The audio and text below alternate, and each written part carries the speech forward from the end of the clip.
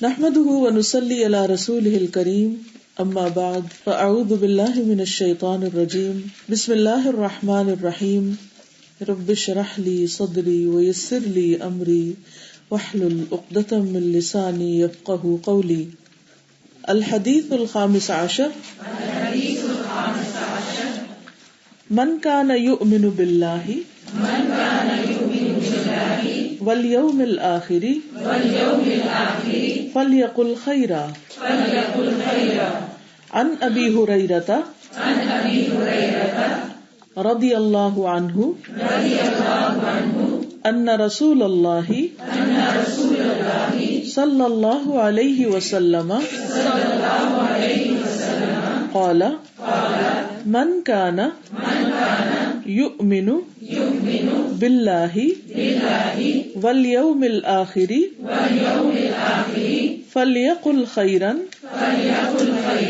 أو ليصمت. ومن كان يؤمن بالله واليوم الآخر فليكرم جاره. ومن كان يؤمن بالله واليوم الآخر فليكرم ضيفه. رواہ البخاری. ابو ہریرہ رضی اللہ عنہ سے مروی ہے کہ رسول اللہ صلی اللہ علیہ وسلم نے فرمایا، جو شخص اللہ اور قیامت کے دن پر ایمان رکھتا ہے تو اس کو چاہیے کہ اچھی بات کہے ورنہ خاموش رہے، اور جو شخص اللہ اور آخرت کے دن پر ایمان رکھتا ہے وہ اپنے پڑوسی کی عزت کرے، اور جو شخص اللہ اور یوم آخرت پر ایمان رکھتا ہے اس کو چاہیے کہ اپنے مہمان کی عزت کرے. اب اس کا ہم لفظی ترجمہ دیکھیں گے. ان ابی ہریرہ رضی اللہ عنہ، ابو ہریرہ رضی اللہ عنہ سے روایت ہے، ان رسول اللہ صلی اللہ علیہ وسلم، کہ بے شک رسول اللہ صلی اللہ علیہ وسلم نے، قال فرمایا، من کانا جو کوئی ہے، یؤمن ایمان رکھتا، باللہ اللہ پر، والیوم الآخر اور آخرت کے دن پر، فلیقل خیرا پس چاہیے کہ کہے اچھی بات، بھلی بات، خیر کی بات، او یا لیصمت چاہیے کہ چپ رہے یا پھر چپ رہے، خاموش رہے. ومن اور جو کوئی کانا ہے، یؤمن ایمان رکھتا، باللہ اللہ پر، والیوم الآخر اور آخرت کے دن پر، فلیکرم پس چاہیے کہ اکرام کرے، عزت کرے، جارہ اپنے پڑوسی کا، اپنے نیبر کا. ومن کانا اور جو کوئی ہے، یؤمن ایمان رکھتا، باللہ اللہ پر، والیوم الآخر اور آخرت کے دن پر، فلیکرم پس چاہیے کہ عزت کرے، ضیفہ اپنے مہمان کی. رواہ البخاری، اسے بخاری نے روایت کیا ہے. بہت ہی خوبصورت حدیث ہے جس سے ہمیں یہ پتہ چلتا ہے کہ ایمان کا مطلب کیا ہے. عام طور پر ہم سمجھتے ہیں کہ ایمان اللہ سبحانہ وتعالی، اس کی کتابوں، اس کے فرشتوں، اس کے رسولوں، آخرت کے دن کو مان لینا ہے، اور یہ ماننا بس دل کے اندر، یا پھر زیادہ سے زیادہ زبان سے اس کا اقرار کر لینا ہے. لیکن یہ حدیث ہمیں بتاتی ہے کہ ایمان صرف دل کے یقین اور زبان کے اقرار کا نام نہیں، بلکہ یہ بھی ایمان کا حصہ ہے کہ انسان اچھی بات کرے، اور یہ بھی ایمان کا حصہ ہے کہ انسان اپنے پڑوسی کی عزت کرے، اور یہ بھی ایمان کا تقاضا ہے کہ انسان اپنے مہمان کی عزت کرے. اب یہ تینوں چیزیں، بات چیت کرنا، اور بات چیت انسان انسانوں سے ہی کرتا ہے، پڑوسیوں کے ساتھ، اپنے نیبرز کے ساتھ، اپنے کولیگز کے ساتھ، اپنے ساتھ رہنے والوں کے ساتھ اچھا معاملہ کرنا، اور پھر مہمانوں کے ساتھ اچھا سلوک کرنا، یہ سب حقوق العباد کی ادائیگی ہے. تو دوسرے لفظوں میں حقوق العباد کی ادائیگی بھی دراصل ایمان کا حصہ ہے. اگر کوئی شخص صرف نماز روزہ کرتا ہے تو اس کا ایمان کافی نہیں، اس کا ایمان مکمل نہیں، جب تک وہ انسانوں کے حقوق بھی صحیح طور پر ادا نہ کرے. اور اس حدیث سے ہمیں اس بات کی بہت اچھی طرح وضاحت مل رہی ہے. یعنی ایمان کا مفہوم بہت وسیع ہے اور ایمان کی تکمیل ان تمام چیزوں کو پورا کرنے سے ہوتی ہے جن کو پورا کرنے کے لیے کہا گیا ہے. اور یہاں پر لفظ حقوق استعمال نہیں ہوا, یہاں پر عزت اور اکرام کا لفظ استعمال ہوا, دوسرے کو رسپیکٹ دینا. ایک اور حدیث سے ہمیں پتہ چلتا ہے کہ کوئی شخص اس وقت تک مومن نہیں ہو سکتا جب تک کہ وہ اپنے بھائی کے لیے وہ پسند نہ کرے جو وہ اپنے لیے پسند کرتا ہے. اور اگر انسان اپنے آپ کو نیبرز کی جگہ پر یا مہمان کی جگہ پر رکھ کر دیکھے تو سوچے کہ وہ اپنے لیے کیسا سلوک چاہے, اپنے لیے کیا پسند کرے گا.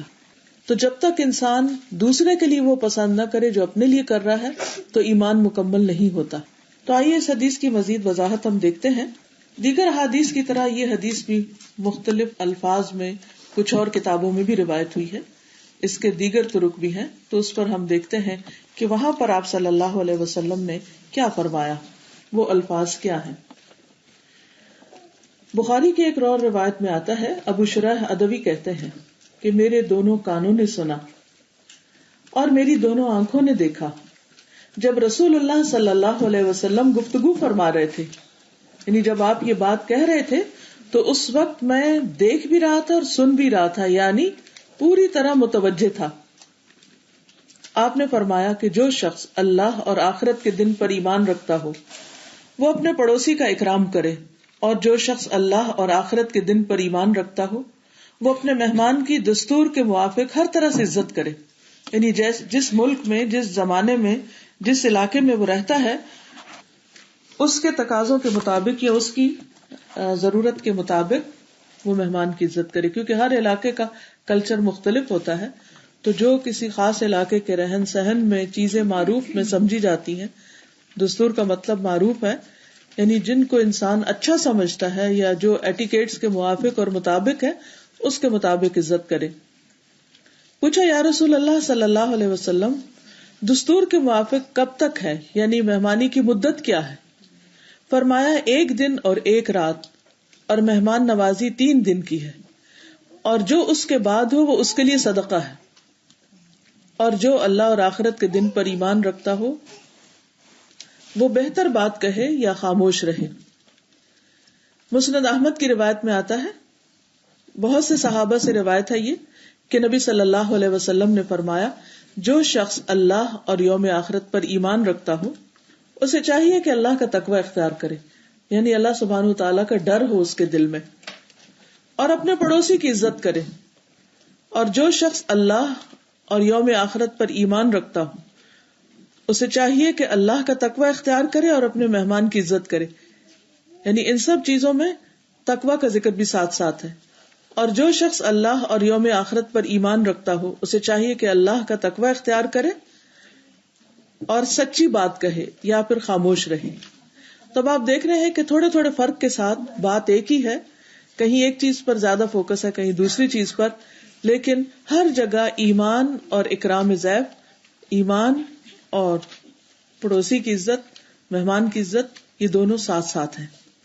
اسی طرح ایک اور روایت میں آتا ہے, یہ روایت صحیح مسلم کی ہے, نبی صلی اللہ علیہ وسلم نے فرمایا جو شخص اللہ اور آخرت پر ایمان رکھتا ہو, یوم آخرت پر, اسے اپنے ہمسائے سے اچھا سلوک کرنا چاہیے.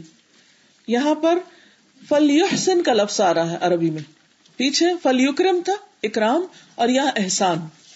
اور جو شخص اللہ اور یوم آخرت پر ایمان رکھتا ہو اسے چاہیے کہ اپنے مہمان کا اکرام کرے, اور جو شخص اللہ اور یوم آخرت پر ایمان رکھتا ہو اسے چاہیے کہ اچھی بات کہے ورنہ چپ رہے. تو آئیے اس کی مزید وضاحت دیکھتے ہیں کہ اس کا معنی کیا ہے.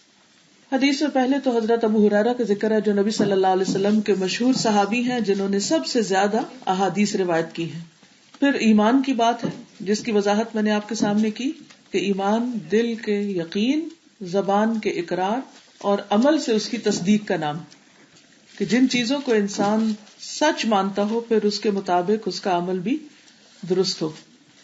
اب آ رہا ہے فَلْيَقُلْ خَيْرًا, بس چاہیے کہ خیر کی بات کرے, او لیسمت, یا چپ رہے. خیر کی بات, اچھی بات. اچھی باتیں کون سی ہوتی؟ نمبر 1, اچھی باتیں وہ جن سے اللہ سبحانہ تعالیٰ خوش ہو, جس میں ٹاپ پر نمبر 1 اللہ سبحانہ تعالیٰ کا ذکر آتا ہے. اللہ کی تسبیح، اللہ کی حمد و ثنا. جیسے سب سے بہترین شکر الحمدللہ کہنا ہے، سب سے بہترین دعا افضل الذکر الحمدللہ کہنا ہے. قرآن مجید کی تلاوت کیونکہ یہ اللہ پاک کا کلام ہے. پھر اسی طرح علم سکھانا، وہ بھی زبان سے بول کر ہوتا ہے. نیکی کا حکم دینا، برائی سے روکنا. تو یہ سب کچھ فی ذات ہی اچھا ہے، یعنی اس کے بارے میں کوئی دوسری بات ہے ہی نہیں کہ ان میں سے کوئی چیز ٹھیک نہیں. جہاں بھی اللہ کا ذکر ہوگا، جو بھی زبان اللہ کے ذکر میں تر ہوگی یا قرآن مجید پڑھے گی یا اچھی بات کسی کو سکھائے گی، نو ڈاؤٹ کہ وہ اچھی ہی بات ہے. آپ کے خیال میں اور کون سی اچھی بات ہے؟ سلام کرنا، سلام بھی اللہ کے ذکر میں ہی آ جاتا جی. سچی بات کرنا، کسی کو اچھی نصیحت کرنا، وہ امر بالمعروف میں آ گیا اور نہی عن المنکر میں آ گیا. کسی کا حال پوچھنا، کسی کا دل خوش کرنا، اچھا مشورہ دینا، وہ نہی عن المنکر میں آ گیا. ٹھیک ہے نا. اچھے اخلاق سے پیش آنا، کسی غمگین دکھی شخص کا دکھ دور کرنا، اس کی حوصلہ افزائی کرنا، کسی کی بات سن کر اس کو اچھی گائیڈ لائن دینا، اچھی ڈائریکشن دینا، یہ ساری چیزیں اچھی باتوں میں شامل ہوتی ہیں.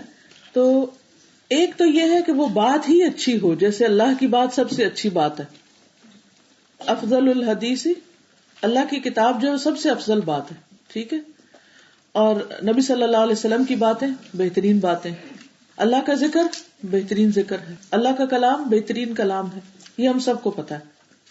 اس کو کہیں گے الخیر فی نفسہ، یعنی جس کی نیچر ہی درست ہے. ٹھیک ہے نا. دوسری ہے الخیر لغیرہ، جس کا مقصد اچھا ہے. رائٹ. یعنی بعض باتیں ایسی ہو سکتی ہیں کہ جو قرآن پاک کی آیت نہیں، کوئی حدیث نہیں، کوئی ذکر نہیں، کوئی امر بالمعروف اور نہی عن المنکر نہیں، لیکن وہ باتیں اچھی ہیں، ان کا مقصد اچھا ہے. اور اس میں آبویسلی کوئی جھوٹ، کوئی غیبت، کسی پہ تانا زنی کرنا یا کسی کو لیٹ ڈاؤن کرنا، ان میں سے کچھ بھی نہیں. تو ایک درمیانی سی بات ہے، لیکن مقصد اچھا ہے اس کے کرنے کا. مثلاً بعض اوقات ہم کسی سے جوک کرتے ہیں، بچوں کو ہنساتے ہیں، یا بڑے کوئی اداس بیٹھے ہوں تو ان سے کوئی مذاق کر لیتے ہیں، اور وہ مذاق جھوٹ نہیں، سچ کے دائرے میں آتا ہے. تو اس کا مقصد اچھا ہے. اس کا مقصد کیا ہے؟ کسی غمگین کا دل خوش کرنا. بعض اوقات کسی کے ساتھ چھیڑ چھاڑ کرتے ہیں اور مقصد یہ ہوتا ہے کہ اس شخص کے اوپر جو بوجھ ہے یا پریشانی ہے وہ ختم ہو جائے. تو اب یہ کو اللہ کا ذکر تو ہم نہیں کر رہے، لیکن ہم کوئی بری بات بھی نہیں کر رہے. اس کا مقصد اچھا ہے. ہاں، یہ نہیں ہو سکتا کہ مقصد اچھا ہو لیکن طریقہ غلط ہو. بات بھی ٹھیک ہو اور مقصد بھی اچھا ہو تو وہ بھی خیر میں آتا ہے، وہ بھی نیکی میں آتا ہے، وہ بھی انشاءاللہ دائیں جانب کے اعمال نامے میں شامل ہوگا. کیونکہ ایسی باتیں کرنے سے دوسرے انسان کو انس ہوتا ہے، یعنی اس کا دل رکھا جاتا ہے، اس سے ایک الفت حاصل ہوتی. اگر آپ لوگوں کے بیچ میں بیٹھے ہیں اور بالکل کوئی بات بھی نہیں کر رہے، you are quite all the time, نہ آپ نے سلام کیا، نہ حال پوچھا، نہ کسی چیز میں انٹرسٹ لیا، نہ ہی کسی چیز سے کوئی غرض ظاہر کی، بس اپنے آپ میں، تو کیا ہوگا؟ ایسی مجلس بوجھل ہو جائے گی. مثلاً آپ کسی کے گھر گئے ہیں اور آپ سارا وقت چپ بیٹھے جیسے آپ وہاں ہے ہی نہیں، تو یہ کوئی اچھی بات ہے؟ ہاں، وہ کہیں گے اس کو کیا پرابلم ہے، وہ اور چھوڑ کے اس کی فکر میں لگ جائیں گے. مثلاً آپ کسی مریض کا حال پوچھنے کے لیے جاتے ہیں تو دو رویے ہوتے ہیں. ایک یہ کہ وہ کوئی چپ کر کے بیٹھے رہے، اور ایک یہ کہ اتنی باتیں کریں کہ وہ اور تھک جائے. تو کیا اچھا کیا ہے اس میں سے؟ اعتدال کے ساتھ ہلکی پھلکی بات، اتنی بات کہ جس کو وہ برداشت کر لے مریض اور وہ تھک نہ جائے. کیونکہ بعض اوقات ہم ایک پورا لیکچر دینے لگ جاتے ہیں مریض کو، تم یہ کھاؤ، یہ پڑھو، یہ کرو، وہ کرو، ایسا ویسا. اس کے لیے بہت بوجھ ہو جاتا ہے، وہ ایک وقت میں اتنا سب کچھ نہیں کر سکتا. اور تو پہلے بیمار ہے، کمزور ہے، تو کمزوروں پہ رحم کرنا چاہیے، نہ کہ ان کو اور ستانا چاہیے. تو اس لیے یہ جاننا بہت عقل مندی کی بات ہے کہ اچھے میں کیا آتا ہے، اس سرکل کے اندر کیا اور باہر کیا نکل جاتا ہے. ٹھیک ہے. اب مثلاً آپ اکیلے میں بیٹھ کے 1 گھنٹہ تلاوت فرمائیں، لیکن یہ نہیں کہ آپ کے میاں گھر تشریف لائے ہیں اور آپ بیٹھ کے تلاوت ہی کیے جائیں. تو اس وقت کیا ہوگا؟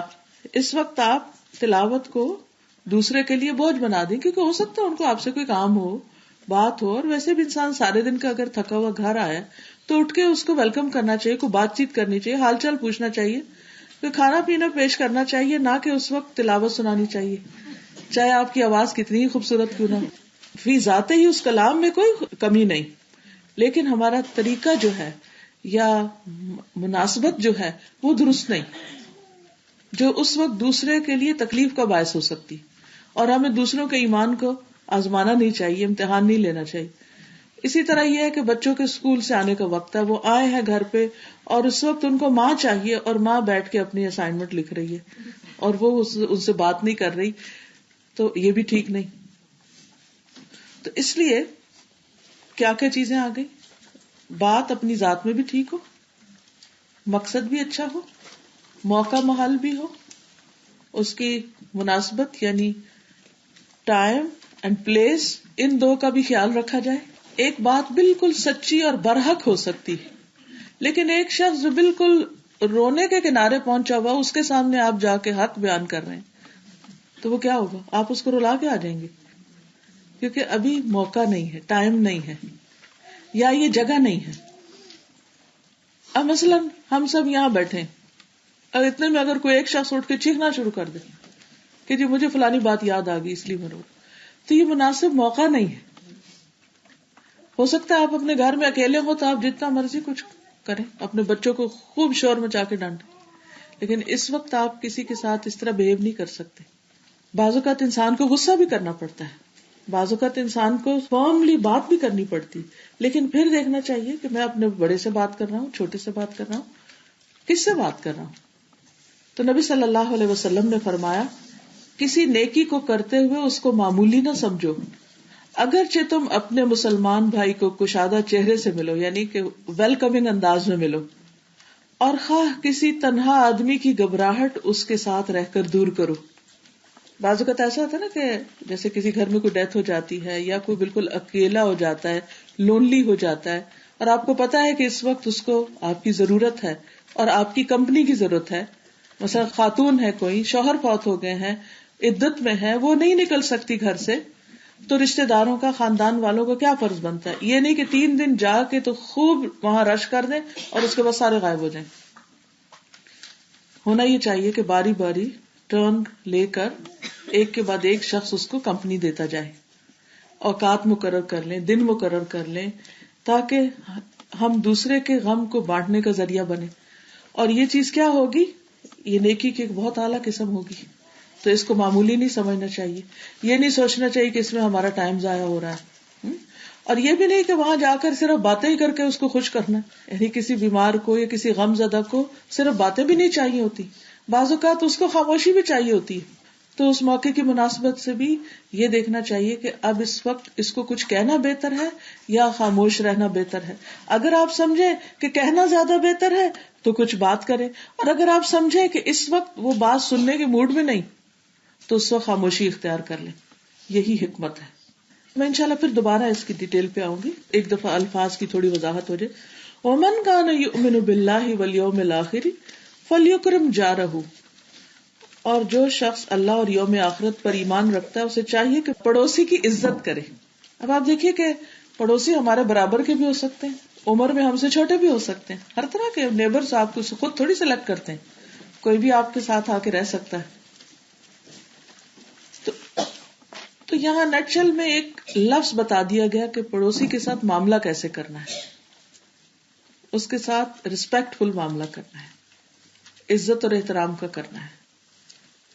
ویسے تو اس کی جان مال کی بھی حفاظت کرنی, لیکن یہاں بار بار عزت کی بات کی جا رہی ہے. اور پھر پڑوسی گھر کے اعتبار سے بھی اور کام کے اعتبار سے بھی. اب جو لوگ آپ کے بزنس پارٹنرز ہوتے ہیں, جو لوگ ایک جگہ پر اپنے آفیسز شیئر کرتے ہیں, یا کوئی بھی چیز مل کے کر رہے ہوتے ہیں, ایون کہ اکٹھے ٹریول کر رہے ہوتے ہیں, مثلا ایک کار میں آپ جا رہے ہیں یا ایک گاڑی میں آپ جا رہے ہیں, جہاز میں اکٹھے ٹریول کر رہے ہیں. بعض اوقات ایسا ہوتا ہے نا, آپ نے دیکھا ہوگا کہ آپ کو سیٹ بالکل ونڈو کے ساتھ مل جاتی اور آپ کے ساتھ 2 پیسنجرز اور آپ کو بار بار واش روم جانا ہے. اب کیا ہر تھوڑی دیر کے بعد آپ ان پیسنجرز کو کہتے ہیں کہ جی آپ ذرا میری راستہ بنائے، اٹھے یہاں سے تاکہ میں یہاں سے گزروں. تو اس سے بہتر کیا ہے؟ کیا کرنا چاہیے ایسے موقع پر جبکہ آپ کو پتا ہے کہ آپ کو سیٹ چینج، اور آپ کو نہیں سیٹ میں نہیں چینج کرنی، میں تو باہر جھانکنا دیکھنا. ونڈو والے بھی چاہیے اور جو ساتھ والے ان کو بھی مصیبت میں ڈالا. اسی طرح بعض اوقات کیا ہوتا ہے کہ ہم جہاز میں بیٹھے ہوتے ہیں اور ہمارے ساتھ بچے ہوتے ہیں، ہم بالکل خیال نہیں کرتے کہ بچے کیا کر رہے ہیں. بعض اوقات وہ جہاز اوپر اٹھتا، ٹیک آف کرتا ہے تو ان کے کانوں میں کوئی پریشر بڑھتا ہے تو وہ رونا شروع کر دیتے. میں دیکھا کہ بعض مائیں بالکل بے خبر ہوتی ہیں کہ بچے رو رہے ہیں اور ان کو چپ کر آنا ہے، کیونکہ دوسرے پیسنجر جو ہیں وہ تکلیف میں. اچھا بعض اوقات کیا ہوتا ہے کہ وہ ہم ان کو اپنی گود میں کھڑا کر لیتے ہیں، وہ اگلے جو سیٹ ہوتی ہے نا اس کے ساتھ لٹکنا شروع کر دیتے ہیں، ہر تھوڑی دیر بعد دھکا ماریں گے. بعض اوقات تو اوپر سے بال بھی کھینچ لیں گے. بعض اوقات دو سیٹس کے بیچ میں سے یوں جھانک کے دیکھتے رہیں گے کہ کیا ہو رہا ہے، کچھ پھینک دیں گے، کچھ نکال لیں. بعض اوقات دوسرے پیسنجر کا بیگ کھولنے لگیں گے. اب یہ تو بچے ہیں نا، لیکن ذمہ داری کس پہ عائد ہوتی ہے؟ ماں یا باپ جو بھی ان کو پکڑے ہوئے ہیں اس پہ عائد ہوتی ہے. اسی طرح یہ ہے کہ بعض اوقات لمبی فلائٹس ہوتی ہیں اور جو مسافر ہوتے ہیں وہ تھکے ہوئے ہوتے ہیں تو وہ سونا چاہتے ہیں اور بچے سو نہیں رہے تو لائٹیں کھول دیں گے، ونڈو کے وہ شٹر اوپر کر دیں گے اور بچے اچھل کود کرتے رہیں گے. بعض اوقات وہ آئلز میں گھوم رہے ہوں گے، بعض اوقات کوئی اس کو جا چھیڑیں گے، اس کو چھیڑیں گے. تو یہ ساری چیزیں دوسروں کو انتہائی اذیت دینے والی.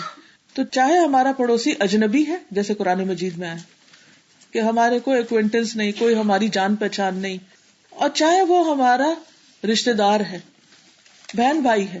بعض اوقات ایسا ہوتا ہے نا کہ آپ اپنے بھائی کے ساتھ ٹریول کر رہی ہیں، اب آپ کا تو بچہ ہے لیکن بھائی کو تو عادت نہیں نا آپ کے بچے کی ساری مصیبت سہنے کی.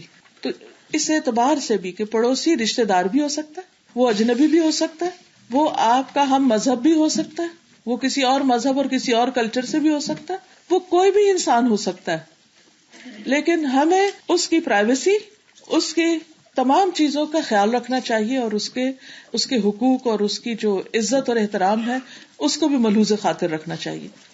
اور پھر یہ بھی یاد رکھیے کہ جو جتنا قریب ہوگا اس کا اتنا ہی زیادہ حق ہے. جو آپ کے بالکل جن کی دیوار آپ کے ساتھ ملی ہوئی ہے اس کا اور حق ہے، جو 2 گھر چھوڑ کے ہیں یا دوسری اسٹریٹ میں ہیں ان کا حق اور ہے. تو جو جتنا قریب ہے اس کا حق اتنا ہی زیادہ ہوتا چلا جاتا ہے. کیونکہ حضرت عائشہ سے مروی ہے، وہ کہتی ہیں کہ میں نے اللہ کے رسول صلی اللہ علیہ وسلم سے پوچھا کہ اگر میرے 2 پڑوسی ہوں، اگر میرے 2 ہمسائے تو میں کس کو ہدیہ بھیجوں؟ بعض اوقات ایک چیز ہوتی ہے دینے والی اور لینے والے 2 ہیں، تو اب آپ کیسے سلیکٹ کریں؟ تو اس میں یہ نہیں کہ جو زیادہ اچھا لگتا ہو، ہم عام طور پر ایسے ہی کرتے ہیں نا، جو زیادہ اچھا لگتا ہے اس کو دے دیں گے. آپ نے فرمایا جس کا دروازہ تم سے زیادہ قریب ہو، جو جتنا قریب ہے اس کا حق اتنا زیادہ ہے. عجب بات یہ ہے کہ جو جتنا قریب ہوتا ہے اس سے تکلیف بھی اتنی زیادہ ہوتی تو ان سے لڑائی بھی اتنی رہتی. جو ذرا دور ہوتے ہیں ان سے تھوڑا کم ملنا جلنا ہوتا ہے تو ان کے بارے میں ہمارا امیج تھوڑا بہتر ہوتا ہے عام طور پر. تو یہاں پر ہمیں یہ نہیں دیکھنا کہ ہمارا دل کیا چاہتا ہے، ہمارا نفس کیا کہتا ہے اور ہمیں کیا سوٹ کرتا ہے یا ہمیں کہاں سے زیادہ فائدہ حاصل ہوگا. ہمیں اس وقت یہ دیکھنا ہے کہ اللہ کے رسول صلی اللہ علیہ وسلم نے ہمارے لیے کیا طریقہ رکھا ہے. اور اگر غور کیا جائے تو اس میں بڑی خیر ہے. وہ کس طرح کہ جو قریب والے ہیں ان سے اگر تکلیف زیادہ پہنچتی ہے یا پھر ہمارے ٹرمز اچھے نہیں، تو جب ہم ان کو کچھ بھیجیں گے تو وہ ان غلطیوں کا ازالہ بھی ہو جائے گا، ان غلطیوں کا کفارہ ہو جائے گا اور اس سے ہمارے تعلقات پھر اچھے ہو جائیں گے. تو آپ صلی اللہ علیہ وسلم کی ہر بات حکمت پر مبنی. آپ نے ہر بات میں جو کچھ ہمیں سکھایا ہے اس میں چاہے ہماری عقل میں نہ آئے، چاہے ہمارے دل کو نہ لگے، لیکن اسی میں ہمارا فائدہ ہے، اسی میں ہماری بھلائی ہے. ہمیں اس لیے کر لینا چاہیے کہ یہ بات ان کی طرف سے آئی ہے جن کو اللہ سبحانہ و تعالیٰ نے ہمارے لیے بہترین نمونہ بنایا. پھر آپ دیکھیے کہ یہاں پر یہ نہیں کہا گیا کہ ہمسائے کو پیسے دے دو، صدقہ کر دو یا کچھ کھانے کو ضرور بھیج دو، بلکہ یہاں پر کیا فرمایا کہ عزت. اب عزت میں ساری چیزیں آ جاتی ہیں. آپ نے اچھا کھانا بنایا اور اس کے گھر بھیج رہے ہیں تو آپ اس کو عزت دے رہے ہو. وہ ضروری نہیں کہ اس کے گھر کھانا کوئی نہیں تو اس لیے آپ بھیج رہے، یا وہ بھوکا بیٹھا ہوا آپ ہی کے کھانے کے انتظار میں کہ آئے گا تو کھائے گا. نہیں، بعض اوقات آپ ایک ایسی ڈش بناتے ہیں کہ جو آپ سب کے ساتھ شیئر کرتے ہیں، جو ذرا مشکل ہوتی ہے بنانی، تو یہ بھی عزت میں آتا ہے. ٹھیک ہے نا، یعنی جو ہمسایوں کے ساتھ ایک اچھے ٹرمز یا اچھا تعلق اور ایسی چیزوں کا لین دین کہ جس کے وہ ضرورت مند نہیں، صرف آپ ان کا دل خوش کرنے کے لیے یا ان کا خیال رکھنے کے لیے ان کے ساتھ کر رہے ہوتے ہیں. پھر اسی طرح لوگوں کے حالات کے مطابق بھی ان سے معاملہ کرنا چاہیے، اور یہ بھی عزت دینے میں آتا ہے. مثلاً مختلف لوگوں کے ساتھ مختلف طریقے سے ان کی عزت کی جائے گی. مثلاً ایک پڑوسی کی نسبت دوسرا پڑوسی غریب ہے یا عیال دار ہے، جاب معمولی سی ہے، بچے زیادہ ہیں یا خرچ زیادہ ہیں، اس کے پڑھنے والے بچے ہیں، تو وہاں پر آپ اور طرح کا معاملہ کریں گے. ایک پڑوسی ہے جو بالکل ہسبینڈ وائف بس رہتے ہیں، بوڑھے، کوئی بھی نہیں ان کے ساتھ، یہاں کچھ اور کریں گے. ایک وہ ہے کہ جو بیمار ہیں، وہاں کوئی اور معاملہ کریں گے. تو ہر ایک کی جو تکریم ہے، ہر ایک کی جو عزت ہے، ہر ایک کا جو خیال رکھنا ہے، کیئر ہے، وہ ان کے حالات کے مطابق بھی ہوگی. یعنی ایک کرائیٹیریا کیا ہے کہ قریب تر کون ہے، اور ایک یہ ہے کہ کون کس چیز کا ضرورت مند ہے، کون کیا ڈیزرو کرتا ہے. اب اس میں آپ کس میں دیکھ رہے ہیں نا، مثلا آپ میں سے کوئی بتائے گا اپنے کسی پڑوسی کے بارے میں کہ ان کے دائیں جو رہتے ہیں ان کے کیا حالات ہیں اور ان کے ساتھ آپ کیا کر سکتے ہیں، آپ کیسے ان کی تکریم کرتے ہیں. ہو سکتا ہے آپ کی اس ایکسپیرینس سے دوسرے لوگ سیکھیں. مثلا آپ کے رائٹ ہینڈ پہ کون رہتا ہے، گھر کے حساب سے ریٹائرڈ کپل رہتا ہے، تو آپ کیا کرتی ہیں ان کے ساتھ، ان کی تکریم عزت کیسے کرتی ہیں. ایشین فوڈ پسند ہے، ان کو ایشین فوڈ پسند ہے تو آپ ان کو وہ دے دیتی ہیں. ٹھیک ہے. ہماری ایک سائڈ پہ انگلش رہتے ہیں، وہ کہتے ہیں آپ کے گھر سے بہت نائس اسمیل آتی ہے کوکنگ کی. اچھا، تو کبھی کبھار بھیج دیتی ہوں میں. اوکے. اور کھانے کے علاوہ، کیونکہ کھانے کپڑے کے علاوہ ایسے تو یہ ہے کہ بھائی وہ جب ملتے ہیں ہیلو ہائی کر لیتے ہیں، خوش ہوتے ہیں، تو انہیں کوئی پرابلم نہ. کبھی ان کا گارڈن وغیرہ آپ نے ٹھیک کیا، یا اپنا کوڑا تو نہیں ایسے چھوڑا کہ اڑ اڑ کے ان کے گھر جا پڑے. جی ٹھیک ہے. ٹھیک. یہ کہتی ہے کہ ان کے نیبر جو ہیں وہ ڈسیبل ہیں، وہ اپنا گارڈن خود نہیں کر سکتے، تو یہ اپنے ہسبینڈ اور بیٹے کو کہتی ہیں تو وہ ان کو ہیلپ کر دیتے ہیں. دس از تکریم، یہ اکرام کرنا ہے، کیونکہ ایسے کسی کام کو کچھ صلہ نہیں مانگا جاتا. یعنی آپ کسی کی عزت کر کے ان سے پیسے نہیں لیتے. عزت ایک ایسی چیز ہوتی ہے کہ جو بغیر معاوضے کے کی جاتی ہے، صرف ان کو ان کا حق سمجھتے ہوئے، ان کو رسپیکٹ دیتے ہوئے، ان کا خیال رکھتے ہوئے. جیسے بعض اوقات آپ کے چھوٹے بچے ہوتے ہیں تو آپ اس بات کا خیال رکھتے ہیں کہ وہ کہیں ان کے طرف کود نہ جائیں، ان کا گارڈن نہ خراب کریں. بعض اوقات بچے ایسے جا کے پھول توڑ لیتے ہیں، یا ایسے گاڑیوں میں چلنا شروع کر دیتے ہیں، یا بعض اوقات ایسے ٹائم پہ نوائز شروع کر دیتے ہیں جو دوسروں کے آرام میں خلل ہو سکتا ہے. تو یہ سب کچھ صرف اس لیے نہیں کرنا کہ کوئی کیا کہے گا، یہ اس لیے کرنا ہے کہ ان کی کیئر کر رہے ہیں آپ. یعنی یہاں پر ریسپیکٹ کو آپ کیئر کے معنوں میں بھی لے سکتے ہیں. ان کی نیبر کی چھوٹی بچی ہے، وہ ڈرائیو نہیں کرتی، تو ان کی بچی کو یہ اسکول ڈراپ کر دیتی ہے. الحمدللہ بہت بڑی نیکی ہے. کہ کہتی ہیں کہ اپنے نیبرز کو good books with little gift دیتی ہیں. تو الحمدللہ ہم مختلف طریقے سے سوچ سکتے ہیں کہ ہمارے نیبرز کو اصل میں ہم سے کیا چاہیے اور کس چیز سے ہم ان کو خوش کر سکتے ہیں، یعنی کون سی چیز ان کی خوشی کا باعث ہو سکتی ہے. یہ تو ہوگی گھروں کے ساتھ جو نیبرہڈ ہے. کہ جہاں آپ کام کرتے ہیں، جو کلیگز ہیں، ایک آفس میں ہیں، یا ایک جگہ پر ہیں جہاں آپ کے ٹیبل ساتھ ساتھ ہیں یا ورک اسٹیشن ساتھ ساتھ ہیں، تو آپ میں سے کوئی اگر کام کرتا ہو تو وہاں آپ اپنے کلیگز کا کیسے خیال کرتے ہیں.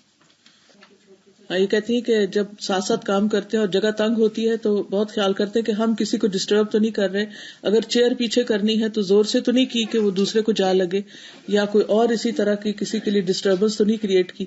تو اس میں آپ دیکھیے کہ رسپیکٹ زبان سے بھی ہوتی ہے، رسپیکٹ ایکشن سے بھی ہوتی ہے، رسپیکٹ آپ کی لکس میں بھی ہوتی ہے کہ آپ دوسرے کو کنسیڈر کر رہے ہیں. آپ کے جیسچر، آپ کے سر ہلانے کا انداز، آپ کے جو ایکشنز ہیں، آپ کا چلنا، ایون قدم اٹھانا کہ پاؤں سے شور نہ ہو، کاغذ پلٹنا اور باقی چیزیں. جیسے یہاں بھی آپ ساتھ ساتھ بیٹھے ہوئے، تو اس وقت بھی یہ نیبرہڈ ہے ایک طرح سے، اور ایک دوسرے کی رسپیکٹ ضروری ہے. مثلاً اگر آپ کی شال دوسرے کے پاؤں کے نیچے آ گئی تو کیسے نکالیں گے؟ جی ایکسکیوز کریں گے. بعض اوقات لوگ کیا کرتے ہیں، ایک دم کھینچ لیتے ہیں کہ دوسرے کا پاؤں ٹیڑھا ہو جائے. وہ غصہ کر کے دکھاتے کہ تم نے کیا کیوں ایسے. بعض اوقات جب طواف کر رہے ہوتے ہیں نا، تو کسی ایک کا احرام یا وہ دوسرے کے یا پاؤں پہ آ جاتا ہے یا کوئی، تو لوگ کیسے کھا جانے والی آنکھوں سے پھر دیکھتے ہیں کہ تم نے یہ کیا کیوں. بولے گی کچھ نہیں، ٹھیک ہے. تو یہ بھی تو نیبرہڈ ہے نا ایک طرح سے، کہ اکٹھے ایک کام کر رہے ہیں اور اس میں بھی دوسرے کا لحاظ رکھنا اور دوسرے کی عزت کرنا. یعنی اصل میں عزت کلچر عام کیا جا رہا ہے کہ رسپیکٹ والا کلچر ہو، نہ کہ بد اخلاقی اور بدتمیزی والا. پھر اسی طرح آپ دیکھیے کہ بعض اوقات نیبرہڈ میں آپ سے بہت غریب لوگ بھی ہو سکتے ہیں، تو ان کا اکرام ان کی ضروریات، اس طریقے کی ضروریات پوری کرنے میں ہے جو ان کو چاہیے. اور اس میں عزت کیسے، مثلاً آپ کو پتا ہے کہ آپ کے پڑوسی بہت غریب، ان کی جاب چلی گئی، ان کا سب کچھ، ان پہ قرضہ بہت آ گیا، کیونکہ قریب لوگوں کے حال معلوم ہوتے ہیں. پھر اگر آپ کھانا بھیج رہے ہیں ان کی طرف، یا ان کے بچوں کے لیے عید پر کپڑے آپ نے بنائے، تو اس میں کیسے عزت کا پہلو آئے گا؟ ان کی عزت کیسے ہوگی اس میں؟ بعض اوقات ایسا بھی ہوتا ہے ہم نیبر کو کھانا بھیجتے ہیں مگر سب دنیا کو سناتے ہیں، کوئی گفٹ بھیجتے ہیں سب دنیا کو شہرت کرتے ہیں. اس طرح ان کی عزت نفس کا کیا ہوتا ہے؟ کسی اور کو نہیں پتا ان کے حالات کیا ہیں، صرف آپ کو پتا ہے، اور آپ کر بھی رہے ہیں، بڑا اچھا خیال کر رہے ہیں، لیکن ساتھ زبان سے ہر جگہ شہرت بھی کر رہے ہیں. وہ اصل میں وہ ہے نا، وہ جو ہمارے نیبرز ہیں نا، ان بیچاروں کا بس کیا بتائیں آپ کو، وہ ایسے اور ایسے حالات میں، تو میں ان کے ساتھ یہ کرتی ہوں، یہ کرتی ہوں. اب کسی دن آپ اس نیبر کو ساتھ لے کے کہیں چلی جاتی ہیں، تو جس کسی کو آپ نے قصہ سنا ہوتا ہے، وہ جب اس کو دیکھتا ہے کہتے ہیں اچھا یہ نیبر ہے جس کو آپ صدقہ دیتی رہتی ہیں، تو کیا یہ عزت کی آپ نے؟ نہیں کی نا. وہ لوگ عرش کے سائے تلے ہوں گے جن کے دائیں ہاتھ صدقہ کریں تو بائیں کو خبر بھی نہ ہو کہ انہوں نے کیا دیا. اس طرح دے کہ دوسرے کو خبر ہی نہ ہو، پتہ ہی نہ چلے کہ کیا کیا. ہم جب اللہ پر ایمان رکھتے ہیں اور آخرت پر ایمان رکھتے ہیں اور اس بنیاد پر عزت کرتے ہیں، تو اس کا مطلب یہ ہے کہ ہم اللہ سے جزا چاہتے ہیں اور آخرت کے دن کی جزا چاہتے ہیں. تو ہمیں تو اس کی شہرت کرنی نہیں، کیونکہ کسی کے ساتھ بھی انسان کسی طرح کا بھی احسان کرتا ہے نا، تو وہ بوجھ تلے آ جاتا ہے، یا نہیں آتا نا بوجھ تلے، چاہے آپ کتنا بھی خیال کریں اس کا، لیکن وہ برڈن فیل کرتا ہے. اب وہ کبھی بھی یہ پسند نہیں کرتا کہ اس کی اس کمزوری کو یا اس کی اس ضرورت کو یا اس کے اس معاملے کو پبلکلی مینشن کیا جائے. لیکن بہت دفعہ ہماری آپس کی گفتگویں جو ہوتی ہیں وہ اسی قسم کی باتوں پر مبنی ہوتی ہیں. تو اس پر بھی ہمیں دھیان رکھنا ہے کہ پڑوسی کی عزت یا مہمان کی عزت صرف کھلانے پلانے میں نہیں ہے، صرف ان کا کام کر دینے میں نہیں ہے، بلکہ ان کی عزت و آبرو کا اس اعتبار سے بھی خیال رکھنے میں کہ ان کی کمزوریاں، ان کی غلطیاں، ان کی کوتاہیاں، ان کو ڈھانک دینے میں بھی، ان کو مینشن نہ کرنے میں بھی. پھر اسی طرح جو اللہ اور یوم آخرت پر ایمان رکھتا ہے وہ اپنے مہمان کی عزت کرے. فَلْيُكْرِمْ ضَيْفَهُ. مہمان کون ہوتا ہے؟ مہمان کون ہوتا ہے؟ جو آپ کے ہاں آ کر ٹھہرے، چاہے تھوڑی دیر، یعنی صرف ڈنر پہ یا لنچ پہ آپ نے بلایا، یا 1 دن یا 3 دن یا اس سے زیادہ، کہ جیسے کوئی مسافر آ کے آپ کے ہاں ٹھہرتا ہے تو اس کا اکرام بھی واجب ہے. اب یہ ہے کہ عربوں کے ہاں جیسے اس دور میں جب نبی صلی اللہ علیہ وسلم کا زمانہ تھا تو کوئی باقاعدہ ریسٹورینٹس یا راستے میں کوئی ہوٹلز وغیرہ نہیں ہوتے تھے کہ لوگ وہاں جا کر کرائے پر رہ لیں. بعد کے دور میں رباط اور اس طرح کی ہٹس وغیرہ بن گئی کہ جو لوگوں نے وقت بھی کی کہ مسافروں کے ٹھہرنے کے لیے، کیونکہ قرآن مجید میں بار بار وابن السبیل کا ذکر آتا ہے کہ ان کے ساتھ اچھا سلوک کیا جائے. تو اس میں یہ ہے کہ شروع میں لوگوں کے گھر میں ہی ٹھہرا کرتے تھے. مسافر جب رستے سے گزرتے تھے تو جہاں بھی ان کو رکنے کی ضرورت پیش آتی تھی تو وہ لوکل بستیوں میں رک جاتے، اور سب کو یہ پتا ہوتا تھا کہ مسافروں کا حق ہے ہم پر. اب یہ ہے کہ جہاں بڑے شہر ہیں تو عام طور پر لوگ اپنے آپ کو زیادہ کمفرٹیبل فیل کرتے ہیں، تو اسی لیے جو ہوٹل بزنس ہے وہ کتنا زیادہ بڑھ گیا. اس کی کیا وجہ؟ کون ٹھہرتا ہے ان میں آ کے؟ کون رہتا ہے؟ جو افورڈ کر سکتے ہیں وہیں آ کے رہ لیتے، وہ کسی کے گھر نہیں رہتے کیونکہ وہ ان کو زیادہ انڈیپینڈنٹ فیل کرتے ہیں.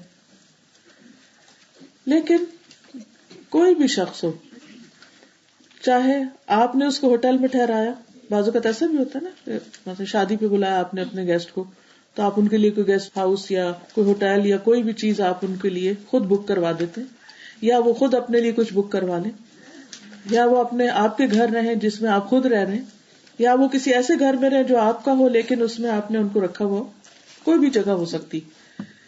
ان ساری صورتوں میں آپ کو مہمان نوازی اور ان کی عزت و اکرام کا خیال رکھنا ہوگا. آپ کہنے لگے تھے کہ امیر اور غریب کا مہمان کا اس کا بتانے لگی تھی کچھ.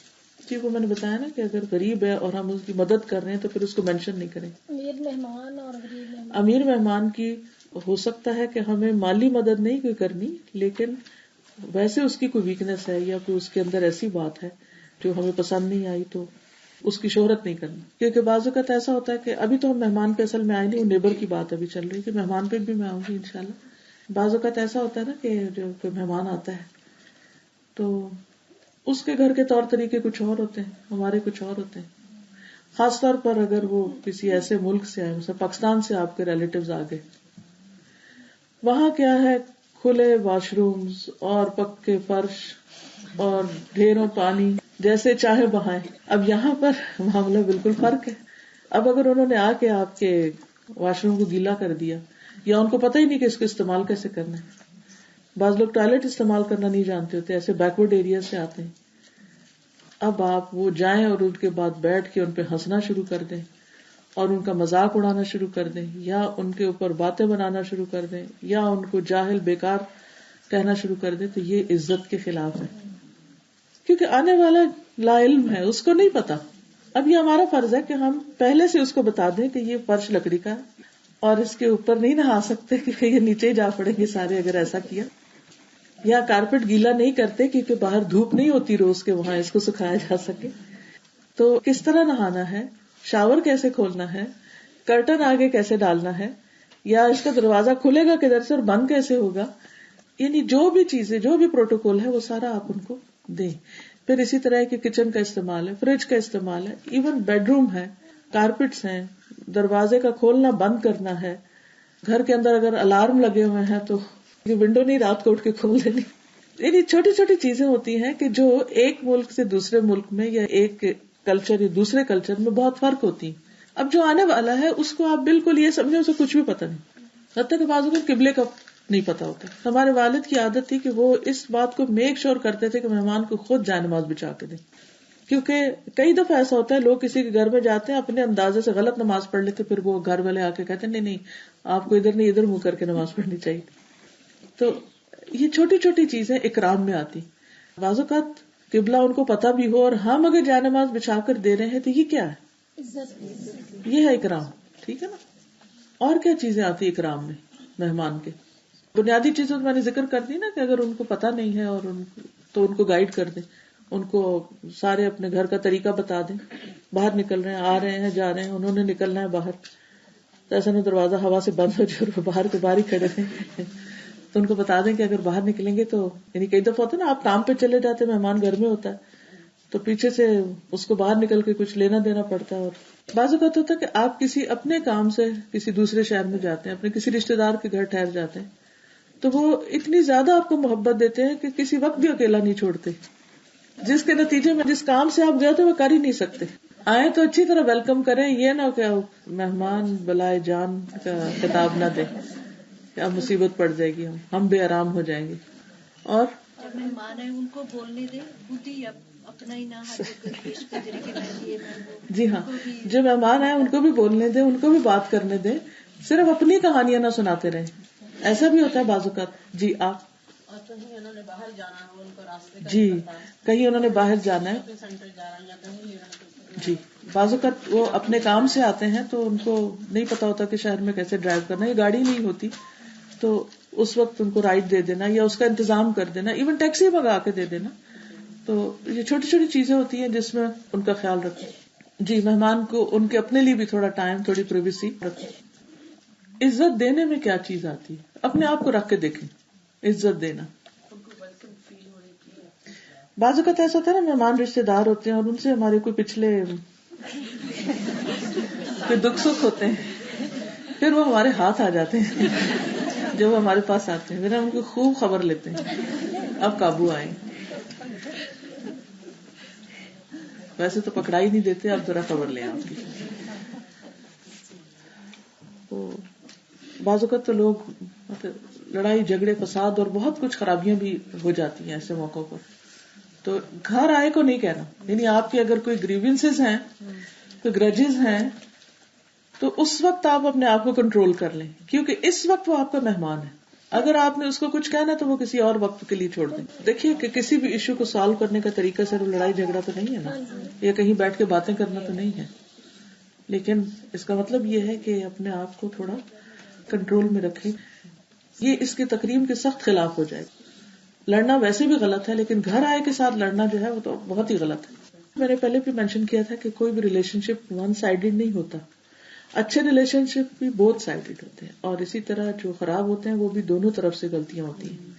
تو بعض اوقات یہ ہوتا ہے کہ ہم سمجھتے ہیں کہ ہم زیادہ دکھی ہیں, حالانکہ وہ بھی اپنی جگہ بہت دکھی ہو سکتے ہیں.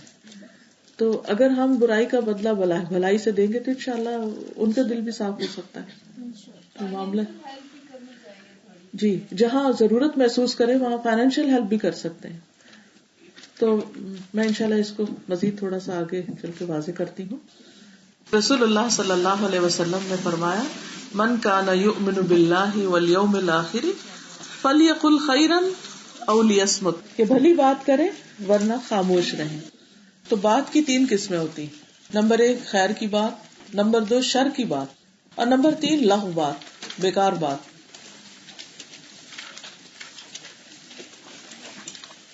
خیر کی بات جس کی 2 قسمیں پہلے آپ کو بتائی گئی, ایک وہ اپنی ذات میں خیر ہو اور ایک ہی کہ اس کا مقصد اچھا ہو, اور یہ مطلوب ہے, یہ کرنی لازم ہے, یہ کرنی چاہیے. انسان کی زبان ہمیشہ اللہ کے ذکر سے تر رہنی چاہیے. انسان کو جہاں ضرورت محسوس ہو دوسرے کو اچھی بات کرنی چاہیے, اچھا مشورہ دینا چاہیے. دوسری شر کی بات, تو شر کی بات کرنا حرام ہے, خواہ وہ فی ذاتی ہی حرام ہو جیسے فحش کلمات, گالی گلوچ, بری باتیں, یا پھر اس کا مقصد غلط ہو. بظاہر دیکھنے میں بہت اچھی بات ہو لیکن مقصود اس سے غلط ہو, یا غلط جگہ پر کی جا رہی ہو, یا غلط شخص سے کی جا رہی ہو. تیسری لغو باتیں. لغو بات وہ ہوتی ہے جس میں نہ خیر ہو نہ شر ہو. سمجھ رہے؟ لغو کس کو کہتے ہیں؟ جس میں کوئی خیر نہیں اور کوئی شر بھی نہیں, لیکن بالکل بیکار بات ہے جو دوسرے کی سمخ راشی کر رہی, جس کا کوئی مطلب نہیں, کوئی مقصد نہیں, کوئی فائدہ نہیں. اب ایسی باتیں کرنے سے بہتر انسان خاموشی اختیار کرے. اگر بات کرنے کی قیمت چاندی ہو اور خاموش رہنے کی قیمت سونا ہو تو کیا کرنا چاہیے؟ خاموش رہنا زیادہ بہتر ہے. ہم عام طور پر ہر وقت بات کرنے کو ضروری سمجھتے ہیں کہ یہ خوش اخلاقی ہے کہ ہر وقت بولیں اور بولتے چلے جائیں, اور جو دل میں آئے کہتے چلے جائیں, چاہے اس کا کوئی فائدہ ہو یا نہ ہو.